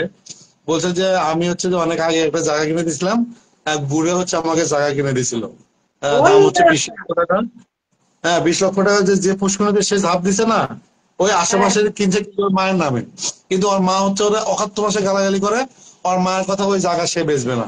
ঠিক আছে, একবার কয় যে হোটেল দিবে, আরেকবার হচ্ছে বিভিন্ন জায়গায় গিয়ে বলে পার্লার দিবে। এবং ওর ইচ্ছে ছিল যে, ওর প্রধান শত্রু ছিল হচ্ছে শানুকে সে দেখতে পারতো না, বুঝছেন? এই শানুকে সে মূলত দেখতে পারতো না। আমাকে আর মাকে নিয়ে হচ্ছে একটা ফ্ল্যাট বসে, মগবাজার ফ্ল্যাট নিয়ে একটা রুম হচ্ছে আমরা পার্লার দিব, আর হচ্ছে তুই আমি মা একসাথে থাকবে। কিন্তু মা হচ্ছে যে বিভিন্ন জায়গায় শুনছে আমার 20-30টা বিয়ে, এবং হচ্ছে স্বামীকে মেরে ফেলে তার হচ্ছে একটা নেশা। মা বলছে না আমি যাব না। তারপর আমি একদিন জোর করে বললাম তুমি ওর বাসা দেখে আসো কি করে বাসায়, এবং বাসায় ওর আসলে কিভাবে থাকে। পরে মা গিয়ে দেখে যে ওর যে ভাই যে জন্মদিনের রাহাত, যে হচ্ছে যে আপনার এই স্ট্যাটাস দিল, ঠিক আছে, রাহাত একটা আবির তো ছোট, এই রাহাত হচ্ছে কাজের বুয়ার সাথে ঘুমায়। ওদের রুম ছিল তিনটা রুম, একটা রুম হচ্ছে কেউ থাকে না ভয়ে, ভূতের ভয়ে, এবং হচ্ছে জায়ান, ওই কাজের বুয়া, আর হচ্ছে যে ওরা হচ্ছে যে ভাই রাহাত, ওরা হচ্ছে এক রুমে ঘুমায়। আমি নিজেও দেখছি। মা এসে বললো যে ওই ছেলেটা কেমন, ওর ভাই, ওর ভাইটা হচ্ছে কাজের বুয়ার সাথে ঘুমায়। আমি জানি না কি সম্পর্ক আছে, আমি দেখিনি, কিন্তু একটা রুমে যেহেতু থাকে দরজা বন্ধ করে, একটা প্রাপ্তবয়স্ক একটা ছেলে, আমি বিষয়টা দেখিনি। আমি একদিনই শুধু ওর বাসায় ছিলাম, আমি, শানু, আর হচ্ছে যে সঙ্গীতা। মা যেদিন গেছে সেদিনে গেছিলাম না আমি। হ্যাঁ আমার সাথে হ্যাঁ, ওই মার সাথে যেদিন গেছিলাম ওই দিনে আমি রাতে থাকিনি, কিন্তু হচ্ছে যে আমি গেছিলাম, ওই বিষয়গুলো দেখছি। ও আমার কথা মনে হয় কি জানেন, ও হচ্ছে যে নেক্সট হচ্ছে যে টার্গেট হচ্ছে ডিএ তায়েব। ও আমাকে বলছে ডিএ তায়েবের থেকে একটা ফ্ল্যাট, একটা গাড়ি নেবে, এবং ডিএ তায়েবকে সে বিয়ে করবে, কারণ হচ্ছে ডিএ তায়েবের বউকে সে দেখতে পারে না, একটা চরম প্রতিশোধ নেবে। আজকে একটু আগে দেখলাম যে মাহমুদ সানি একটা পোস্ট করছে, হ্যাঁ। সেটা হচ্ছে যে ডিএ তায়েবের সাথে যে মেয়ের অশ্লীল ভিডিও, ওই মেয়েটা হচ্ছে ওই ছবিতে আছে। মাহমুদ সানি ডিলিট পোস্ট করার পরে ওরা তো যা করে আমার তো আর দেখতে হয় না, ও সবকিছু নজরে আছে, সবকিছু স্ক্রিনশট আসছে, ও এটা ডিলিট করে দিয়েছে। কারণ হচ্ছে যে মেয়ের সাথে অশ্লীল ভিডিও হ্যাঁ। ডিএ তাবের, ওই মেয়ের ছবি আছে ওখানে, ডিএ তাবে তো মাথা নষ্ট, এই জন্য মনে হয় বলছে তাড়াতাড়ি ডিলিট কর, কিন্তু এতক্ষণে তো স্ক্রিনশট চলে আসছে। ইয়া এবং আল্লাহ। ওই মেয়ের করছে, এবং এই বর্ষা চৌধুরী হচ্ছে যে ডিএ তাবেতে মিনিমাম 17 লাখ টাকা নিছে, এবং যে মেয়ের সাথে অশ্লীল ভিডিও আছে ওই মেয়ে নিছে 15 লাখ, এবং এর সাথে হচ্ছে যে জড়িত ছিল এডিসি নাজমুল, ডিবির, ও মনে হয় নিছে। এই টোটাল মিলে এখন বর্তমান হচ্ছে ডিএ তাবকে বারবার যে ছবি দিচ্ছে, এরা মূলত ডিএ তাবকে হচ্ছে যে বুঝাচ্ছে যে তুই আমার না দিলে তোর ভিডিও ছাড়া দেবো, টাকা দে। ওর সংসার সবকিছু ডিএ তাবের টাকা চলতেছে, যেটা আমার ধারণা আর কি। কারণ মূল টার্গেট ও ডিএ তাবের ছবি পোস্ট দেওয়া মানে ডিএ তাব হচ্ছে ওর বাসা ইয়েতে যায়, গিয়ে তাকে টাকা দিয়ে আসে। এই হচ্ছে মূল কাহিনী। এবং আমি আপনাদের মাধ্যমে বলতে চাচ্ছি, কোনোদিন যদি কোনোভাবে ডিএ তাব এইরকম কোনো ইয়েতে জড়ায়, এবং ডিএ তাব হচ্ছে কোরআন শরীফ মাকে ছুঁয়ে বলে গেছে, আমার আপত্তি নাই। যদি কোনোদিন আমি জানি গোপনে, এবং হচ্ছে ইয়েতে সে যদি এরকম করে থাকে, আমি হচ্ছে ডিএ তাব এবং বর্ষার ফোন ট্র্যাকিং করে দেখবো যে তারা কোনোদিন একসাথে হয়েছে কিনা। আমি তো পার ডে প্রতিদিন ট্র্যাকিং করি। আমি পুলিশ থেকে এবং হচ্ছে সিআইডি থেকে ওই পাওয়ার নিয়ে আসছি, ওরা কোথায় যাচ্ছে কি করতেছে আমি প্রতিদিন চেক করতেছি, বুঝছেন। সেখানে যদি কোনোদিন যদি ডিএ তাব আমার ক্ষতি করে, আমি আপনাদের সবাইকে বলেছি আমি ওই লোকটাকে ছাড়বো না, দোয়া ঠিক করি আছে। কেউ। এবং আমার কাছে মনে হচ্ছে যে নেক্সট টার্গেট ডিএ তাব। আচ্ছা, একজন লিখছে যে সানি আর অনুর স্ক্রিনশটটা বুঝলাম না। অ্যাকচুয়ালি এটা আমিও বুঝি নাই। ওই আপনি যে বলতেছিলেন যে ওদের কনভারসেশন কি হয়েছে, কে কথা বলছে, এটা কি অনু কথা বলছিল সুমার সাথে? না না না, অনু হচ্ছে যে ওর আয়েশা সিদ্দিকা নামে একটা গার্লফ্রেন্ড ছিল না, এই মেয়েকে হচ্ছে যে নুট ছবি চাইছিল মাহমুদ সানি, এবং তাকে বিয়ে করতে চাইছিল। তো এই আয়েশা সিদ্দিকা যখন হচ্ছে বলছে, তার সাথে 7 দিন অনেক কথা বলছে, বলে ব্ল্যাকমেল করছে, করে তার হচ্ছে নুট ছবি চাইছিল, মেয়েটা দেয়নি, এবং মেয়েটাকে বিয়ে করতে চাইছিল, এবং ফোনে কবুল বলছিল এই মাহমুদ সানি। কিন্তু আচ্ছা। মেয়েটাকে পরবর্তীতে যখন আমাকে জানাইছে বিষয়টা, যখন আমি একটা শেয়ার দিছি, তখন হচ্ছে যে ওই মেয়েকে পোল্টি মারছে এবং ব্ল্যাকমেল করে। ওই মহিলা হচ্ছে যে কান্নাকাটি করে আমার কাছে অনেক কিছু বলে ওই মহিলা ফেসবুক ডিএক্টিভ করে চলে গেছে। যখন আমাদের সাথে হচ্ছে যে অনুর একটা ইয়ে হলো, আমরা যে ওই যে বেয়াদব মহিলাকে বললাম যে মেয়েদের সাথে কথা বলো না, ও লাইভ রাখো না, যখন অনু এগুলো বিষয় শোনে নাই, আমি যেহেতু আপনি আমার শ্রদ্ধেয় বড় বোন, এবং সঞ্জিতা আবা কিন্তু আমাকে অনেক ভালোবাসে, আমি আজকে বলতেছি সঞ্জিতা আবা কিন্তু আমাকে টি শার্ট কেনার জন্য আমেরিকা থেকে বলছে তুই আমার ভাই, যা টি শার্ট কিনবি, তুই এটা পরবি। আমার কিন্তু খুব খারাপ সময় গেছে, ঠিক আছে। আমি মানে পোশাক কিনবো এরকম ছিল না, আমি 6.5 লক্ষ টাকায় মামলা করছি, যা টাকা পাইতাম তাই মামলা করতাম, ঠিক আছে। আমি তো 4 মাস চাকরিও করিনি, খুবই নিবিড়, বাজে এটা পরিস্থিতি এটা গেছে। বলা নিষেধ ছিল কিন্তু।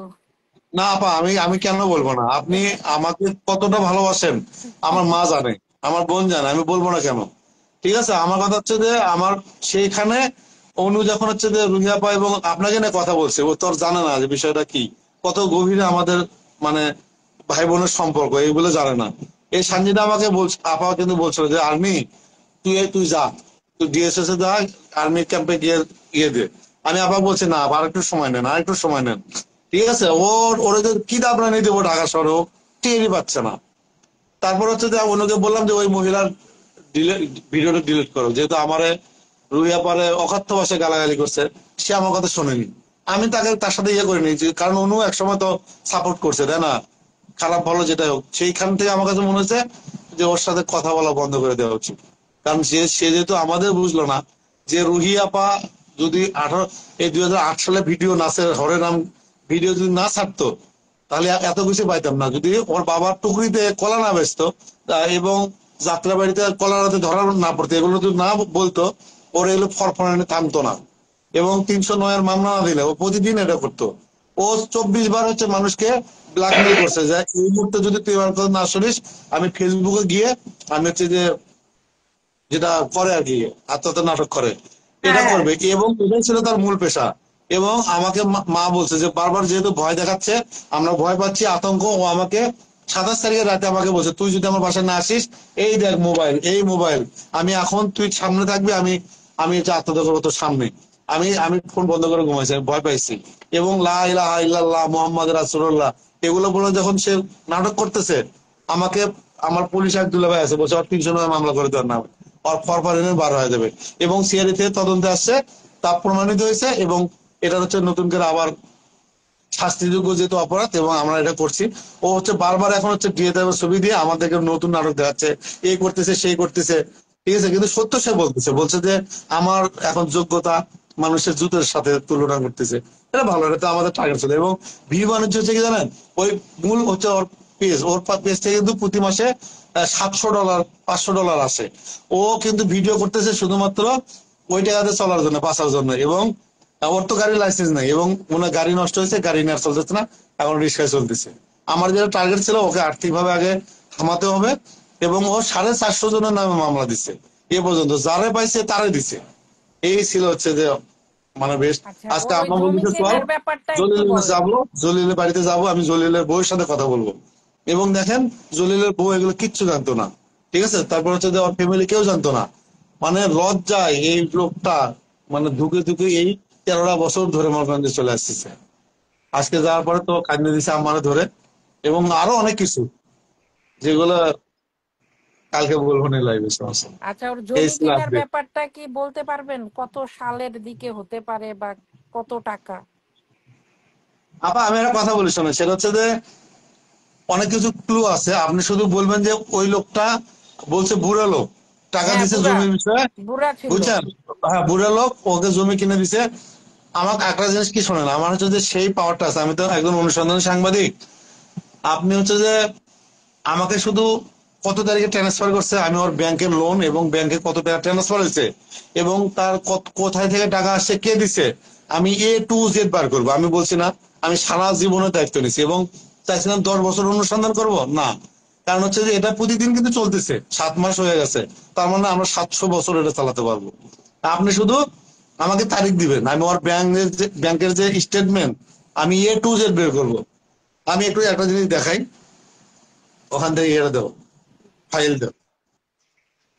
এই গত 3 মাস কোথায় কোথায় গেছে, কার সাথে থাকছে, কার সাথে ঘুমাইছে, নাইট করছে, আমার কাছে ইন টোটাল ইনফরমেশন আছে। আপনাকে আমি দেখাচ্ছি। ও যে এখন এই যার যে সাথে আমি থাকে ওটা বের আমি তো করছেন? হলুদ সাংবাদিক, এই যে আমি হচ্ছে হলুদ এই যে ফাইল রেখে দিচ্ছি। আমি আমার ওর জীবনটা ও হলুদময়। এবং মা ওর যে বলছে যে ফিঙ্গার রিং নতুন কিনছে, রিং এর বিজ্ঞাপন করে, ওই লোকের সন্ধান পাইছেন? ফিঙ্গারিং নয়, ওর হচ্ছে যে ওই আপনার আহ, মৌসাক একটা মার্কেট আছে, ও হচ্ছে স্বর্ণের হচ্ছে যে আপনার দোকানে হচ্ছে ইয়ে করে। আমার কাছে ইয়ে আসছে যে ওই ওই লোকের সাথে সে হচ্ছে যে বাসায় গিয়ে হচ্ছে রাত কাটায়, এরকম ওই যে একটা আমরা নতুন ইয়ে পাইছি। আংটির হলো সিম্বল দিয়ে আংটি দেখায় দেখায় গাল ধরে আর ভিডিও করে, ওই আংটি তো হ্যাঁ নতুন। আপা, আমি বলি এগুলো হচ্ছে কি জানেন, এগুলো হচ্ছে যে আপনার নিউ মার্কেট থেকে 30 টাকার আংটি। আমার হাতে কয় টাকার আংটি আপনার আপনি এটা বললাম, আমি একটা আংটি দেখাচ্ছি, আমি 50 টাকা দিয়ে কিনছি, আপনাকে দেখাই। ও হলো মিথ্যাবাদী। একটা মিনিট আমি আপনাকে দেখাচ্ছি।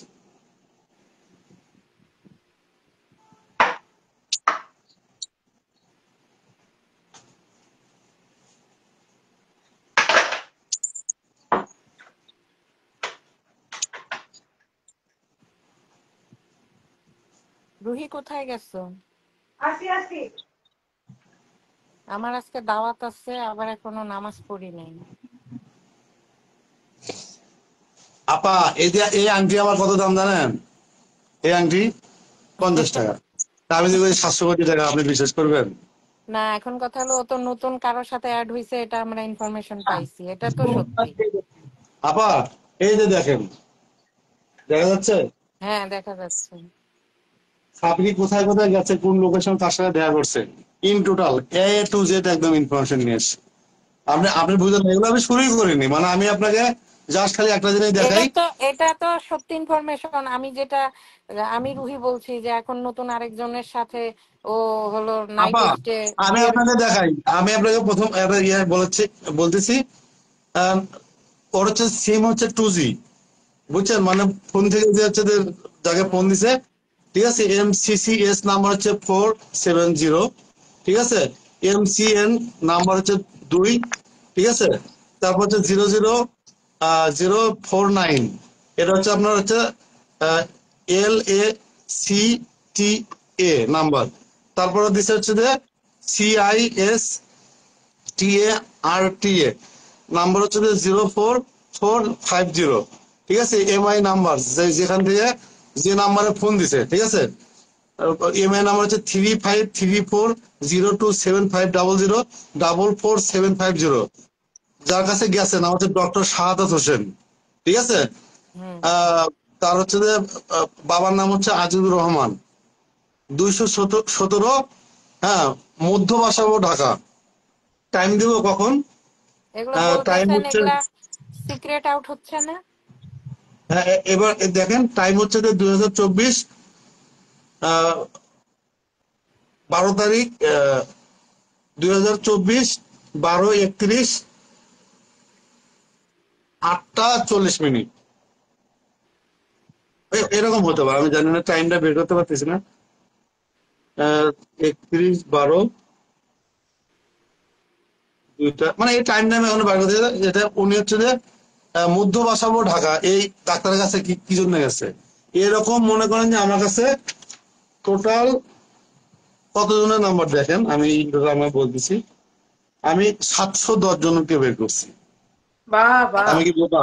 এত মানুষ চেনে কি, মানে এত মানুষ তো মানুষ ভোটে দাঁড়াইলেও মানে দরকার হয় না। আপনার এটা হলো পুরো, জানেন কয় পৃষ্ঠা? 20 পৃষ্ঠা। আমাকে যদি আপনি হলুদ সাংবাদিক মনে করেন, আই ডোন্ট কেয়ার, আমার মা বলছে হলুদ তো ভালো। কালকে হ্যাঁ, হচ্ছে ও যে তো ভালো। গাজীপুর থেকে এক আপা আসছে, একজনের 17 লাখ টাকা মারা আমাকে বলছে, ভাই আপনাকে আমার ভালো লাগছে, আপনি আমার টাকাটা তুলে দেন।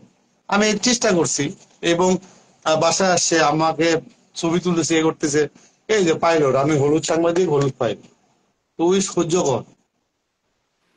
কেবল ডক্টর সাদত বের করছে না, এরকম 710 জন আছে, বাহ। এবং সিএরিতে আবার নিছে, এবং ওর কাজী, ওর অ্যাডভোকেট, সবাইকে ডাকা হবে, ঠিক আছে। আমি ওই যে আমার জানি কালা জাদু না তো লাগে, এই জন্য আংটি, এই যে আংটি কিনছি, এই আংটি তো 700 কোটি কালা টাকা দাম। জাদু আংটি কিছুই লাগবে না। আন্টির একটা দোয়া পরে ফু দিলেই সব শেষ। মায়ের দোয়ার উপরে পৃথিবীতে কিছু নাই।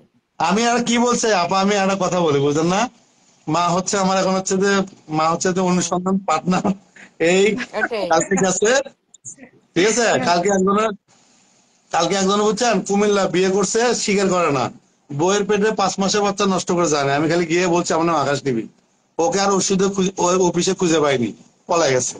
আমার নাম শুনলে মানুষ ভয় কাঁপে, বুঝছেন। এখন ওই যে মা আমার ওই সাথে খালি, মা খালি দেখে। জমির মাকে কেন কথাটাও রাখছে বলছে। জানেন? আমার ভিডিও করতে হবে না, মা খালি যা শুনবে ও কি বলতেছে। এখন ওই বুড়া লোক যে জমি কিনে দিছে, ইনি যে বুড়া ছিল এটা রাইট। এবং ইনি বনানী ডিওএইচএস 85 রোড নাম্বার। আপা আমি কি বললাম, ও হচ্ছে যে আগে যেটা করতো, ও হচ্ছে যে এগুলো এসিডের যে সিম্পিতি ব্যবহার করতো, করে করে ও হচ্ছে বাসায় যেত, বাসায় গিয়ে গিভ এন্ড টেক করে, ও হচ্ছে ওর ধান্দায় ছিল 50,000 টাকা পার হুম। ডে। যদি 50,000 টাকা হয়, মাসে কত, 3 5 15, 18 লাখ টাকা কোনো বিষয় না। কিন্তু ও হচ্ছে ওর সাথে একটা সিন্ডিকেট ছিল, এবং আহ পুলিশ প্রশাসন ওর সাথে হুম। হচ্ছে যে কাজ করতো, হুম। এবং সেই সিন্ডিকেট আমরা পাইছি, শুধু আমি আর মা জানি, এটা আমরা কাউকে বলবো না, কারণ হুম। আমরা যখন সময় হবে তখন ধরবো। সামনে নির্বাচন আছে তো, সিন্ডিকেট এবং আছে, কারেন্ট বিল, এটা তো সত্যি। সিন্ডিকেট তো 100% আছে। আপা আমি শুধু একটা কথা বলি, আমার বাড়ি বগুড়া, বলছেন আমি বড় হয়েছে অব দ্য পাওয়ার হয়েছে, এবং তারেক জিয়ার হচ্ছে যে 51তম জন্মদিনের সবকিছু কাজ আমার করা, আমাদের কতটা ভালোবাসে। এবং তারেক জিয়ার নির্বাচন শেষ হলে তারেক জিয়ার যে ও হচ্ছে যে মিছিল করতেছে, তারেক জিয়ার ইয়ে চায়, এটার জন্য কিন্তু সিদ্দিকরে কিন্তু পিটায় কিন্তু ওরা জেলে দিচ্ছে। আমি আমার মাকে নিয়ে আমি তারেক তারেক তারেক জিয়ার সাথে দেখা করবো এবং তারেক রহমানকে বলবো যে ভাইয়া এর বিচার যদি না করেন তা তাহলে আপনি সিলেট আমি গেলেন, সামনে চলে এখন যাবো। তো মালেক সাহেব ঢাকায়, ওনাদের হেড উপদেষ্টা লন্ডনের মালেক সাহেব তো এখন সিলেটে, ওনার সাথে দেখা করে আসতেন। না যাইনি তো, আমি হচ্ছে কি বলছি সিলেট গেছি হচ্ছে যে জলিল নারায়ণগঞ্জ তারাবো, আমি বলি ধানমন্ডি যাই গেলে উত্তরা, আমি একটু এখন যেহেতু চিন্তা করছি আমার মালেক সাহেব রুগিয়া বাগাল গাড়ি। মালেক সাহেব যেহেতু দেশে, এটা একটা সুযোগ, ওনাকে এই ভিডিওটা জমা দেওয়া উচিত। আপা শুধু এটাই না, এবং হচ্ছে যে আমি আরেকটা ইয়ে বের করছি, ওই যে কিডনি দিয়া জামাই জামাই হুম বউয়েরা হুম গিয়েছে না, হুম ওটা হুম একটা আমি হুম করছি বুঝছেন। ওই হুম মহিলা বাটপার, ওই মহিলার মা বাটপার এবং আমার বোন বাটপার, তাহলে বোঝেন বোঝেন মানুষের ভালোবাসা না হলে কি এগুলো আমি পারতাম? মানে কি যে একটা অবস্থা বাংলাদেশে, এই জন্য আমার কাছে মনে হয় যে কিছু লোক থাকতে হবে পক্ষে বিপক্ষে, এবং ভালো কাজ করতে হবে তো, তাই না? আপনারা আছেন, সাপোর্ট দিচ্ছেন, একটা হলেই হলো, ধরেন আজকে আমি লাইভ করতাম, রুইয়াপা করতেছে, করুক, একই তো কথা। আমার এই কথা যে হচ্ছে যে প্রতিদিন এই বাটপার মহিলাকে আমরা হচ্ছে মেসেজ দিতে চাই, ও বাটপার বাটপার বাটপার, এরপরে ওর সাথে যে গিয়ে ধরা খাবে, শাস্তি হবে তার। কারণ কি জানেন, এত কিছু জানার পরে কেন তার সাথে গেল? আমি বলি আমার কাছে আরো 18 লাখ টাকা আছে শুধুমাত্র ওকে মামলা আর হচ্ছে ওর পেছনে দৌড়ানোর জন্য। আমি এত টাকাতে কি করবো বল? আমি কিচ্ছু ধরি না, আমার কাছে রেখে দিছি, আমাকে বলছে যে এগুলো রেখে দিবে, যে ওর সাথে যাবে ওর নামে মামলা দিবি। ওর তো দিছি, ওর তো টোটালি 21টা মামলা, ওরগুলো না ভাল লাগবে না, কেন 30 দিনে মাস, 8 দিন হচ্ছে শুক্র শনিবার, একদিন শুধুমাত্র ছুটি, ও তো ছোট বাচ্চা আছে, একদিন রাসেল ছুটি। মিয়ার কোনো ওই ইসে যায় না, ও ওই যে মামলার ডেটে যায় না, ও হাজিরা দেয় না। যায় না তো, কারণ রাসেল মিয়া হচ্ছে, আমি বলি রাসেল মিয়ার বিষয়টা হচ্ছে ধরো ও রাসেল মিয়ার সাথে যে অন্যায়গুলো করছে ও তো লজ্জিত, এবং একজন হচ্ছে যে পিবিএ এর একজন হচ্ছে সাবেক কর্মকর্তা দিয়ে রাসেল মিয়া হচ্ছে আমাকে ফোন দিছে, রাসেল মিয়া করতে বলতেছে দেখেন আমি কিন্তু আপনার মাকে খুব ভালোবাসি, আমার মাকে মা মা বলে রাখে, মার সাথে কথা বলছে, তা আমাকে বলছে যে পিবিআর এক কর্মকর্তা আমাকে ফোন দিল যে তোমাকে 20 লক্ষ টাকা দিচ্ছি এবং তোমার ফার্নিচার এগুলো ফেরত দিচ্ছি, তুমি হচ্ছে যে বর্ষাকে আবার বিয়ে করো, করে রাসেল আকাশ নিবিড় এবং মুন্নার নামে তোমার হচ্ছে মামলা দাও। কারণ তোমার তো বউ ছিল প্রপারলি, এবং বর্ষা যদি লজ্জায় তোমাকে বলতে পারতেছে না, কিন্তু আমার হাত পাও ধরে বলছে এখন রাসেল মেয়ের কথা যে দিন শেষে তো আমি মিডিয়াতে কাজ করি, আমার দ্বারা এটা সম্ভব না ভাই, আমি না করে দিছি, ঠিক আছে, কিন্তু আমার হচ্ছে মামলাগুলো শেষ হোক, যেহেতু ডিভোর্স দিছে, এবং আমি কিন্তু বারবার বলছি রাসেল মিয়াকে ডিভোর্স দিছে 21 অক্টোবর, আমার সাথে বিয়ে হয়েছে 29 অক্টোবর, আমি কিন্তু তোতা পাখির মতো একটাই বলতেছি, আমি বারবার বলতেছি না, এবং যাকে দিয়ে ডিভোর্স দিছে ওনার কালকে একটা ইন্টারভিউ নিয়ে আসছি, এবং উনি স্বীকার করছেন যে হ্যাঁ, এবং যেহেতু উনি একজন অ্যাডভোকেট তার কাছের, এবং সে বলছে যে আমি দিতে পারতেছি না, তোমার যদি মনে হয় তুমি বুঝে নাও, তুমি কি গাধা, তুমি সাংবাদিক হয় কেন বুঝতেছো না, এবং আমাকে নিয়ে যে মিথ্যাচার করছে সেগুলো সব সে বলছে, এবং আজকে ভিডিও করে আমি ছেড়ে দিছি, ও মিথ্যা বলতেছে, আমরা আসলে ওইগুলো খুঁজে খুঁজে বের করতেছি, আপনি ও আপনারা মিথ্যা কি বলতেছে। আপনারা কি জানেন যে শানু বলছিল জুতা চুরি করে, তখন আমরা খালি হাসতাম, কিন্তু যখন রাসেল মিয়া বলছে রাসেল মিয়া 40 জোড়া জুতা নিয়ে আসছে, এরপরে বিঘি 100 একটু টাকা মানে, বিক্রি করে দিচ্ছে। হ্যাঁ এখন এইটা কেমনে মিলবে? কারণ রাসেল মিয়া তো আগে, শানু পরে, তো দুজনের কথা তো মেলার কথা না, কিন্তু সত্যি মিলছে। মানে মিলছে এটা না? খুবই খুবই হাস্যকর একটা আপনি মানে দেখবেন কোন মজার জুতা, ব্যাপার ছিল। আপনি দেখবেন কোন জুতা আমাকে সাপড়ি ছবি তুলে পাঠাচ্ছে, জুতা দেখেন, জুতাটা দেখেন, যে জুতা নিয়ে সংসারটা ভাঙলো। আল্লাহ। জুতা নিয়ে সংসার ভাঙে নাই, আপনার টাকা ছিল কি না নাম তাই ছিল? ভাঙছে। হ্যাঁ, না না না, জুতা জুতা। না না, জুতা নিয়ে কখনো আমার এটা সংসার টাকা, জুতা, ভাঙবে? আপা জুতা আমার টাকা হবে। আছে কিনা আছে, ওটাকে আমি শোনেন, বলতে যাবো, আপনি শোনেন আপনার আপা, টাকা আমাকে এক থাকলে, বড় ভাই, কিসের, আমাকে এক বড় ভাই 3 লক্ষ টাকা দিয়েছে বাইক কেনার জন্য, এই 3 লক্ষ টাকা খাওয়া গেছে, আমার টাকা নাই কি, আমি না, যে চলতেছি ওই আমার বাসা টাকা ভাড়া না, 30,000 মানে টাকা ও কই থেকে ও আছে? যে এই যে 45, 40, 1 কোটি মারে, এরম মারার টাকা আপনার কাছে ছিল না। না মারাটা কি আমাকে, আমার থেকে গেছে এটা তো ভালো। ওই যে মা বলছে না যে জীবনে যদি ওই বর্ষা যদি ভুল করে থাকে তোরে বিয়ে করা, হ্যাঁ, মা এটা তো বলে। সত্যি, এটা সত্যি, এটা মানি আমরা। আবার ওরে জুতা এই পিটাইলেও দেখেন ও আমাকে যাইতো না। স্ক্রিনশট, আপা স্ক্রিনশট দিয়ে গেছে, দেখেন এই যে হোটেলের স্ক্রিনশট, বুঝছেন, এই যে হোটেলের স্ক্রিনশট, এই হোটেলের ভিডিও সে আমাকে পাঠাইছে।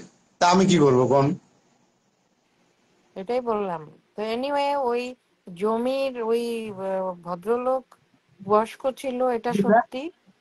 আর সে, আপা এই যে দেখেন এই জুতার জন্য আমার সংসার ভাঙছে, এই যে জুতা, এই বর্ষা আপনার ছেলের পা, চেহারার সামনে আইনে, তাহলে দেখা যাবে। শোনেন, এই যে। এই চেহারার জুতার সামনে জন্য পাঠায়। সংসার ভাঙ্গে নাই। এই জুতা দিয়ে ওরে পিটাইলেও ও সংসার ভাঙতো না, যদি আপনার কাছে মারার টাকা থাকতো। হ্যাঁ, এইটা এটাই সত্য, সত্যি। সত্যের ওর মধ্যে বড়। গালে মারলেও ও যাইতো না। না আপা আমি তো জানি ওরা কি করতে হবে। আমার আমার সিকোয়েন্স একদম কারাগার, আমার মা জানে, খালি মা খালি আসে। ঠিক আছে, আপনাদের দোয়া আছে। এত না, মানুষ যা ভালোবাসে আমাকে দেখলে বলে যা এই বর্ষা সত্যি, কোথায়, এভাবে যা আমার কাছে ভালো লাগে। সত্যি আমরা সেগুলো নিয়েই কথা বলি বা ঘটনাগুলো আপনারা উদ্ঘাটন জানি? করি। এখানে তো আর ওর মতো কেউ নাই। যে 2-1 জন আসছিল উড়ে চলে গেছে, রাইট? এগুলো আসছিল প্ল্যাটফর্ম তৈরি করতে। কোনো চেনা নাই, জানা নাই, বংশীয় পরিচয় নাই। আসছিল লাইভে 2-1টা কথা বলে ইমেজ তৈরি করতে। ওরা ঝরে আপা পড়ে গেছে। আমাকে আপনাকে যদি just অনেকে যদি দেখতেছে এবং সবাইকে একটু বলি, গল্পটা ছিল এরকম। আহ জ্যাকির সাথে প্রেম ছিল 2018 সালে। এটা জ্যাকির মা, জ্যাকির বাবা, জ্যাকির ভাই, জ্যাকির বোন বলছে, আমি প্রতিবেদন নিয়ে আসছি। ও আমাকে এমন বলছে যে জ্যাকির বাবা মাকে চিনতে পারে না, এমন ভাবে আমাকে ইয়ে করছে যে ওখানে গেলে তো কোনো লাভ হবে না। আমি কিন্তু 2,000 টাকা খরচ করে গেছি এবং আমার অফিসে বলছে আমাকে 2 দিন ছুটি দিতে হবে, শুক্র শনি। আমার যা মন চায় আমি তাই করবো, রাখলে রাখেন, না রাখলে নাই। কিন্তু এরা যদি বিষয় কি জানেন, আমি কোনো রিপোর্ট করলে এটা ধরেন যে 26-27 লাখ মানুষ দেখে। তো এটা হচ্ছে যে আমার আমার অর্জন এবং অফিস খুশি। ঠিক আছে, তো দেখেন 2018 সালে প্রেম করছে হচ্ছে জ্যাকির সাথে, তাকে নায়ক বানানোর জন্য। এই জ্যাকিতে 14-15 লক্ষ টাকা নিছে এবং ওর যে হাতের যে আইফোন, এই আইফোনটা হচ্ছে জ্যাকির। পাসপোর্ট স্বর্ণ 10 বার এগুলো মেরে দিছে। এবং এই জ্যাকির সাথে প্রেম করাকালীন ও মূলত ড্রাগস সাপ্লাই করতো। এই ড্রাগস সাপ্লাই করতো, ড্রাগস হচ্ছে যে বিভিন্ন জায়গায় যেত এবং রুমি রহমানকে সে ড্রাগসের ওই ইয়েতে গিয়ে পরিচয় হয়। এবং রুমি রহমানকে একটা হচ্ছে সেক্স ওয়ার্কার দিয়ে তাকে হচ্ছে একটা মামলা দেয়, মামলা দিয়ে তাকে জেলে পাঠায়। এর মূল কাহিনী হচ্ছে পিছনে একটা সেক্স ওয়ার্কার দিয়ে। আমাকে এ পর্যন্ত 300 দিছে, আমাকে বিভিন্ন ল্যাংটা ভিডিও, এই ভিডিও সেই ভিডিও দিচ্ছে। কিন্তু সে তো জানে না আমি, আমার কাছে মা এবং আমার বোন সব জায়গায় মানে কি বলে না, আপনাদের কাছে তো আমি প্রতিজ্ঞাবদ্ধ, আমি আমি এগুলো কোনো কিছুতে যাচ্ছি না। এবং 75,000 মানুষ আমার সাথে আছে, সবাই কিন্তু ইনবক্সে প্রতিদিন 30,000 মেসেজ দেয় যে ভাই ওকে মাফ করলে আল্লাহ আপনাকে মাফ করবে না, এটা আপনি ধরছেন, এটা আল্লাহর একটা ওসিলা, আপনার সাপোর্ট আমরা আছি, এর বিচার করেন। সেখানে মনে করেন যে এই বলেন বুঝছেন। দেখি। একজন লিখছে যে মুন্নার মতো টাকা ছিল না, তাই আপনার সংসার ভাঙছে। না লেবু, তারপর হচ্ছে যে এই হচ্ছে যে যখন রুমির আমাকে বিয়ে করে, রুমির রহমানের 7 বছর কোনো বাচ্চা হয় না এবং তাজিনা পার সংসারে বাচ্চা নেই। এখন ও তো জীবনে কোনোদিন ফ্ল্যাট গাড়ি বাড়ি এগুলো চোখে দেখেনি। এই রুমির রহমানের ফ্ল্যাট নেওয়ার জন্য কি করতে হবে, ও হচ্ছে বাংলা সিনেমার ইয়ে দেখতো, বুঝছেন, যে কি করতে হবে, যে বাচ্চা নিতে হবে, বাচ্চা নিলে যদি বাচ্চা জন্মায় তাহলে ফ্ল্যাট তার। এই বাচ্চাটা নেয় হচ্ছে ইয়ের কি বলে জ্যাকিরে দিয়ে, জ্যাকিকে বাচ্চাদের বিষয়টা জানাচ্ছে আমরা তাজিন, তাজিনকে হচ্ছে যে ও হচ্ছে যে বিভিন্ন উপায় হয়তো তাকে মেরে ফেলে। এবং 5 দিনের পরে সে কি করে, আপনাকে রুমির আমাকে মারে। যে বিষয়গুলো যখন জ্যাকি জানে, জ্যাকির হচ্ছে ফোনে একটা মানে ফোনে তার হচ্ছে ফোনে ফোনে ইয়ে করতো, আহ, যে সেক্সুয়াল ভিডিও করতো, ওগুলো দিয়ে তার বাবাকে ভয় দেখায় যে তুই যদি না আসিস, আমাকে বিয়ে না করিস, তাহলে আমি হচ্ছে যে তোর এগুলো তোর বাবাকে দিব। এবং ওকে হচ্ছে যে লন্ডনে কথা বলে চিটাগাং নিয়ে আসে, থানায় ধরে তাকে বিয়ে করে। এই বিষয়গুলো বুঝছেন, ওর ভাই বোন সবাই জানতো। কিন্তু ওর বাবার কথা হচ্ছে আমি এত লক্ষ টাকা, 10 লক্ষ টাকা খরচ করে তাকে হচ্ছে দুবাই পাঠাইছে, এই ছেলেটা এরকম করছে, বাপ খুব কষ্ট হয়েছে। এই জন্য ওর বাপ এর বিষয়ে কোনো আগে নেই। এবং যদি ওর এই বিষয়গুলো যদি ওর বাবা মা আগে থেকে জানতো তাহলে বর্ষার খবর আসলো। এবং বর্ষা একটু নাটক করে যাইতে চাইছিল নোয়াখালী, কিন্তু নোয়াখালী গেলে ওরা হচ্ছে যে জনগণ পিটায় মারতো, ঠিক আছে? যেমন ও বুঝতে পারছে কেমন নাটক করছে, ও দেখবেন কাঁদলে কিন্তু চোখে পানি আসে না, ঠিক আছে? আর যদি চোখে পানি আসে দেখবেন যে ও পেঁয়াজ পেঁয়াজ ইউজ করে, পেঁয়াজ ইউজ করে ও হচ্ছে কান্নার যে ভাবগুলো, এই ভয় ইয়েগুলা ও মূলত হচ্ছে এগুলো দেখায়, বুঝছেন? ও টোটালি নাটক। এই যে রুহির পাশে যেটা করলো, দেখছেন কান্নাকাটি, ওর কোনো চোখে পানি আছে? কিছু নাই। এখন জ্যাকির বাবার কথা, ও আমার বুকের সন্ধান কেড়ে নিছে। আমি ডিএনএ টেস্ট করব, যদি আর জ্যাকি আমার নাতি হয় তাহলে আমি জায়ান যদি নাতি হয় আমি জায়ানকে নিয়ে যাবো। এটা হচ্ছে বাবার কথা এবং মামলা চলমান, এট- ঠিক আছে? এট- এটা তো এই আপনি হলো। জানেন যে রুমি রহমানের বোনের সাথে এখনো একটা চলমান মামলা আছে। হ্যাঁ, ও এটা হচ্ছে যে জায়ানের ভরণ পোষণ নিয়ে একটা মামলা করছে যে 18 বছর যতদিন না হবে ভরণ পোষণ দিতে হবে। এই মামলা করছে। এই মামলা হচ্ছে অ্যাডভোকেট হচ্ছে আপনার ওই শরীফ ভুঁইয়া। আচ্ছা, ও তো আমার কাছে 2 মাস 5 দিন থেকে গেছে। ও প্রতিদিন আমাকে এগুলো গল্প বলতো। আর না হলে ও যদি না দিত, দিয়ে দেবে যে স্ক্রিনশট, দিয়ে দেবে ভিডিও, তাহলে আমি কইতে পাইতাম। এবং ও আমার মোবাইলে আমার দেখাইছে এবং দিয়ে তা কি কি করতেছে, ওই মেয়ে কি কি করতেছে বা আমি তো দেখছি। আমরা তো স্বামী স্ত্রী। এখন ওই সময় তো আর সে বোঝে নাই যে এরকম মনে করেন যে আমার সাথে সে পোল্ট্রি মেরে ধরা খেয়ে যাবে। এবং ওর টার্গেট হচ্ছে দিয়ে দেবে, এবং ও যেগুলো যেভাবে ব্ল্যাকমেল করতো সেভাবে সে দিয়ে দেবকে করতেছে। এবং দিয়ে দেব বোকা, সেটা প্রশাসনের লোক হয়ে এই সাবরিকে ধরতে পারতেছে না। এবং ওর ভাইয়ের কাছে রাহাত, ওর রাহাত হচ্ছে এর সাথে জড়িত। ওর একটা মেল আছে, এই মেলের পাসওয়ার্ড আছে রাহাতের কাছে। আবার দুইজনকে নিয়ে রিমান্ডে দেন, আপনি সব পেয়ে যাচ্ছেন। নাও, আপনার টাকা আছে, সে না, খাচ্ছে। ওর ওর কিন্তু ভাই, কোনোভাবে ওর ওর পরিবার যে জড়িত এটা আগে থেকে ওর পরিবার আর হ্যাঁ, ওর জড়িত হয়ে একটা ইউনিট হয়ে ওরা এই কাজগুলা করে। আবার আমাকে যে বারবার হচ্ছে যে আর্মি এই ভয় দেখাচ্ছে, এই ওই ছাপরি এবং হচ্ছে সে অপরাধী 21টা মামলার আসামি, ঠিক আছে? হত্যা মামলার আসামি আপনার হচ্ছে যে 9টা। আর্মির কি ঠেকা পড়ছে ওর কথা শুনবে? আপনি জানেন এক আর্মির কথা বলছে, আমি ফোন দিয়ে দেখি যে সে RFL এর কর্মচারী। আমার কাছে ভাই ইয়ে আছে না, আপনি আমাকে ফোন দিলে, আপনি আমাকে ফোন দিলে আমার শোনেন, বিছানা কোথায়? আপনাকে আমি মে মাসে কি বলছি যে আর্মি এনিবডি, বাংলাদেশের আর্মি আমার আপা নাম্বার আমি দিয়েন। আপনাকে একটা কথা বলি, রুইয়াপা, আমি হ্যাঁ, আপনাকে একটা কথা বলি, আমাকে কি পাওয়ারটা দিছে আপনাকে, জাস্ট আমি সবার সামনে, যেহেতু সবাই আমাকে দেখতেছে, আপনি হুম, আমাকে একটা নাম্বার বলবেন, হুম। আমি বলে দেবো কার নাম। আপনি জাস্ট জাস্ট একটা পরীক্ষা, নাম্বার বললে আপনি তাহলে বলে দিতে বুঝলেন। পারবেন? হ্যাঁ, আপনি বাংলাদেশের নাম্বার দেন, আমি এখন বলে দিচ্ছি নাম। আমাকে এটা দিছে, বলছে এটার কাজ তুই শেষ দিবা। তার মানে আমাদেরও তো একটা সোশ্যাল নেটওয়ার্ক আছে, এবং এই ছাপড়িকে ধরার জন্য 70 জন বসে আছে। এবং ডিএ দায়ের সাথে প্রথম কথা হয়েছে, ডিএ দায়ের ভাইকে যে প্রথম থেকে সে ব্ল্যাকমেল করতেছে, এটা আমি জানতাম। এবং ওকে বিয়ে না করলে, আমার কাছে না আসলে ও এগুলো দিত না, দিত। আমাদের লং একটা প্ল্যানিং ছিল, ওকে ধরতে 5 বছর টাইম লাগছে আমাদের। আচ্ছা, আমি আপনাকে একটা র্যান্ডম নাম্বার দিতেছি। জিরো একটা ওয়ান মিনিট, একটা মিনিট দাঁড়ান, আমি অ্যাপসটাতে ঢুকতেছি। ওটা ওই যে ওষুধের মতো, বাংলাদেশের ডাক্তারদের যেরকম একটা অ্যাপ আছে ডাক্তাররা ছাড়া ইউজ করতে পারে না, ওরকম একটা অ্যাপ আছে, নাম্বার দিবে আর আপনি নাম সেটা চলে না তো, আসবে। মানে বাংলাদেশের কোন ওসির নাম্বার, কোন এসপির নাম্বার, কোন থানা, কোন জেলা, SI এর নাম্বার পর্যন্ত আমি জানি। তাহাই।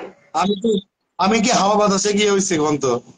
আমাকে টোটালি দিচ্ছে যে তুই এত বেশি দৌড়াতে পারবো না, তুই নিয়ে যা, তোর যা মন চাই তুই তাই কর। বলেন নাম্বার বলেন। নাম্বার আমি লাইভে বললে কেমন হয় বলেন তো? মানুষ জানবে না। আমার ইনবক্সে SMS করেন, হয়ে গেল। ইনবক্সে কি এখন SMS করা যাবে? আপনাকে হোয়াটসঅ্যাপ, এই মোবাইলেই তো সব।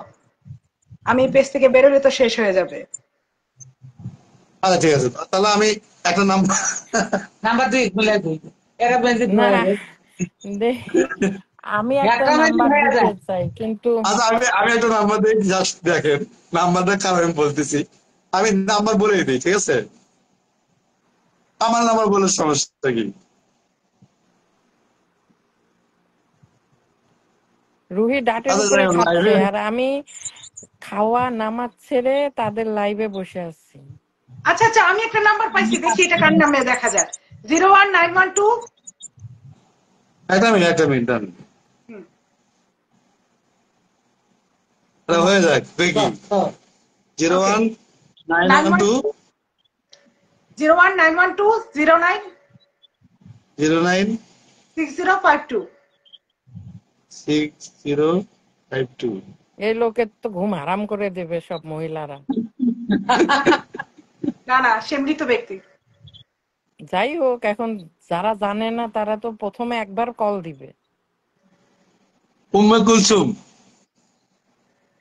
উম্মে কুলসুম নাম দেখাচ্ছে। হ্যাঁ রেজিস্ট্রেশন নাম আসবে তো রুহি, রেজিস্ট্রেশন নাম আসবে। আপা, আমার বাবার আমি দেখাই দিচ্ছি, আর কোনো লাগবে? এটা আমার নাম্বার, কার নাম্বার? এটা আমার মায়ের নাম্বার। রেজিস্ট্রেশন যে নামে করা সেই নাম আসবে রুহি।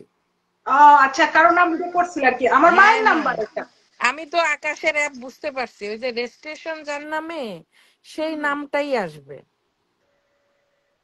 বালা, আমার মায়ের নাম্বার এটা। আম্মা তো মারা গেছে আজকে 6 বছর।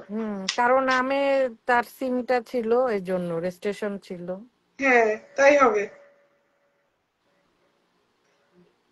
তো এনিওয়ে, এখন আজকে সাবজেক্ট যেহেতু ঝিকিমিকির এইটুকুই গল্প আমার পক্ষ থেকে বললাম।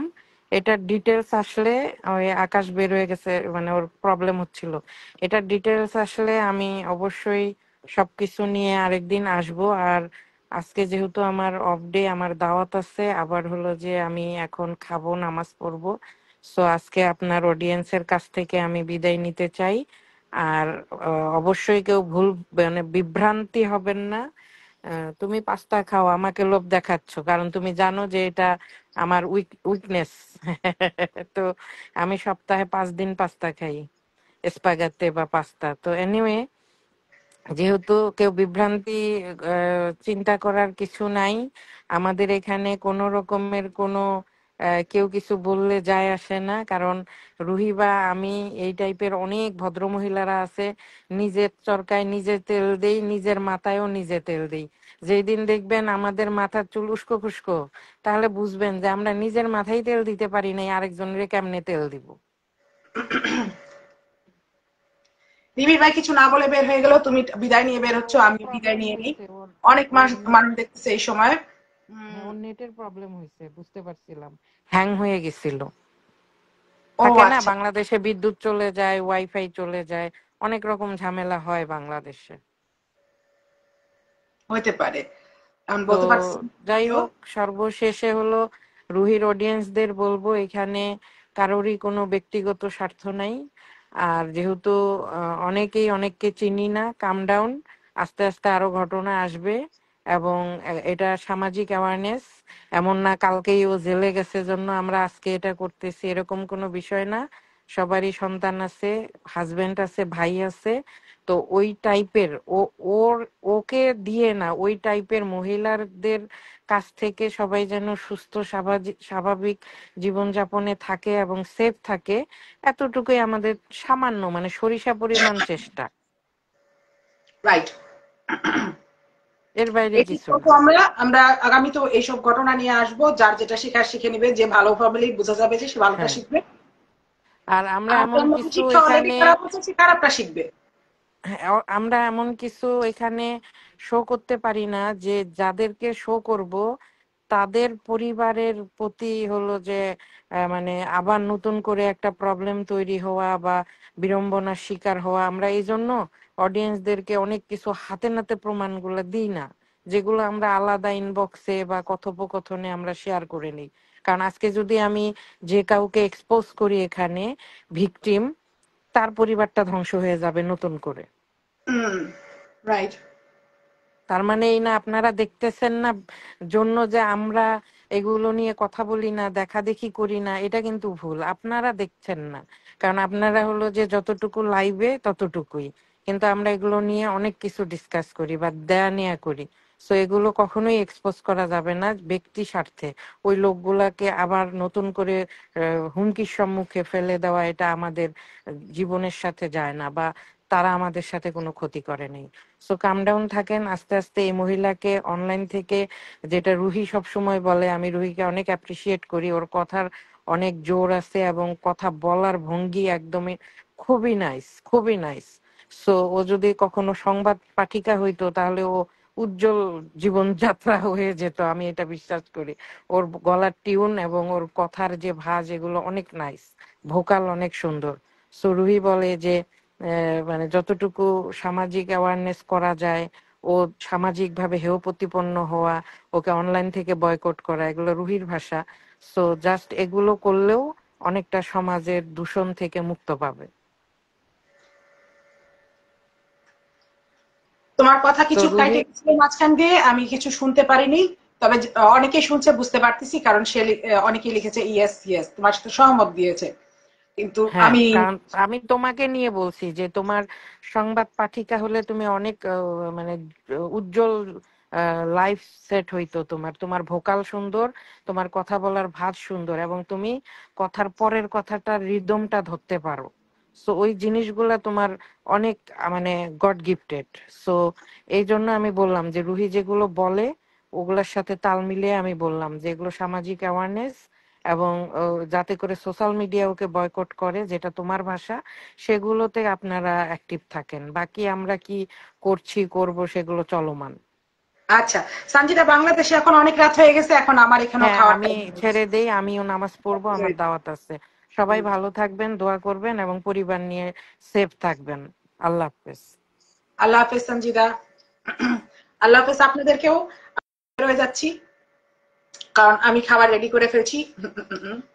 2 মিনিটস নুডলস। আমি ওকে বলি নেই যে এটা নুডলস, এটা পাস্তা না, কারণ লোভে লোভে থাকবে, ভালো কথা। 2 মিনিটস নুডলস খাবো, তারপর একটা ঘুম দিব। কালকেরটা কালকে দেখবো। আজকের জন্য জাস্ট এতটুকু। আপনারা ভালো থাকেন। আল্লাহ হাফেজ। দোয়া করি আপনারা সবাই সুস্থ থাকেন, কারো লাইফে যেন কোনো বিপদ না আসে।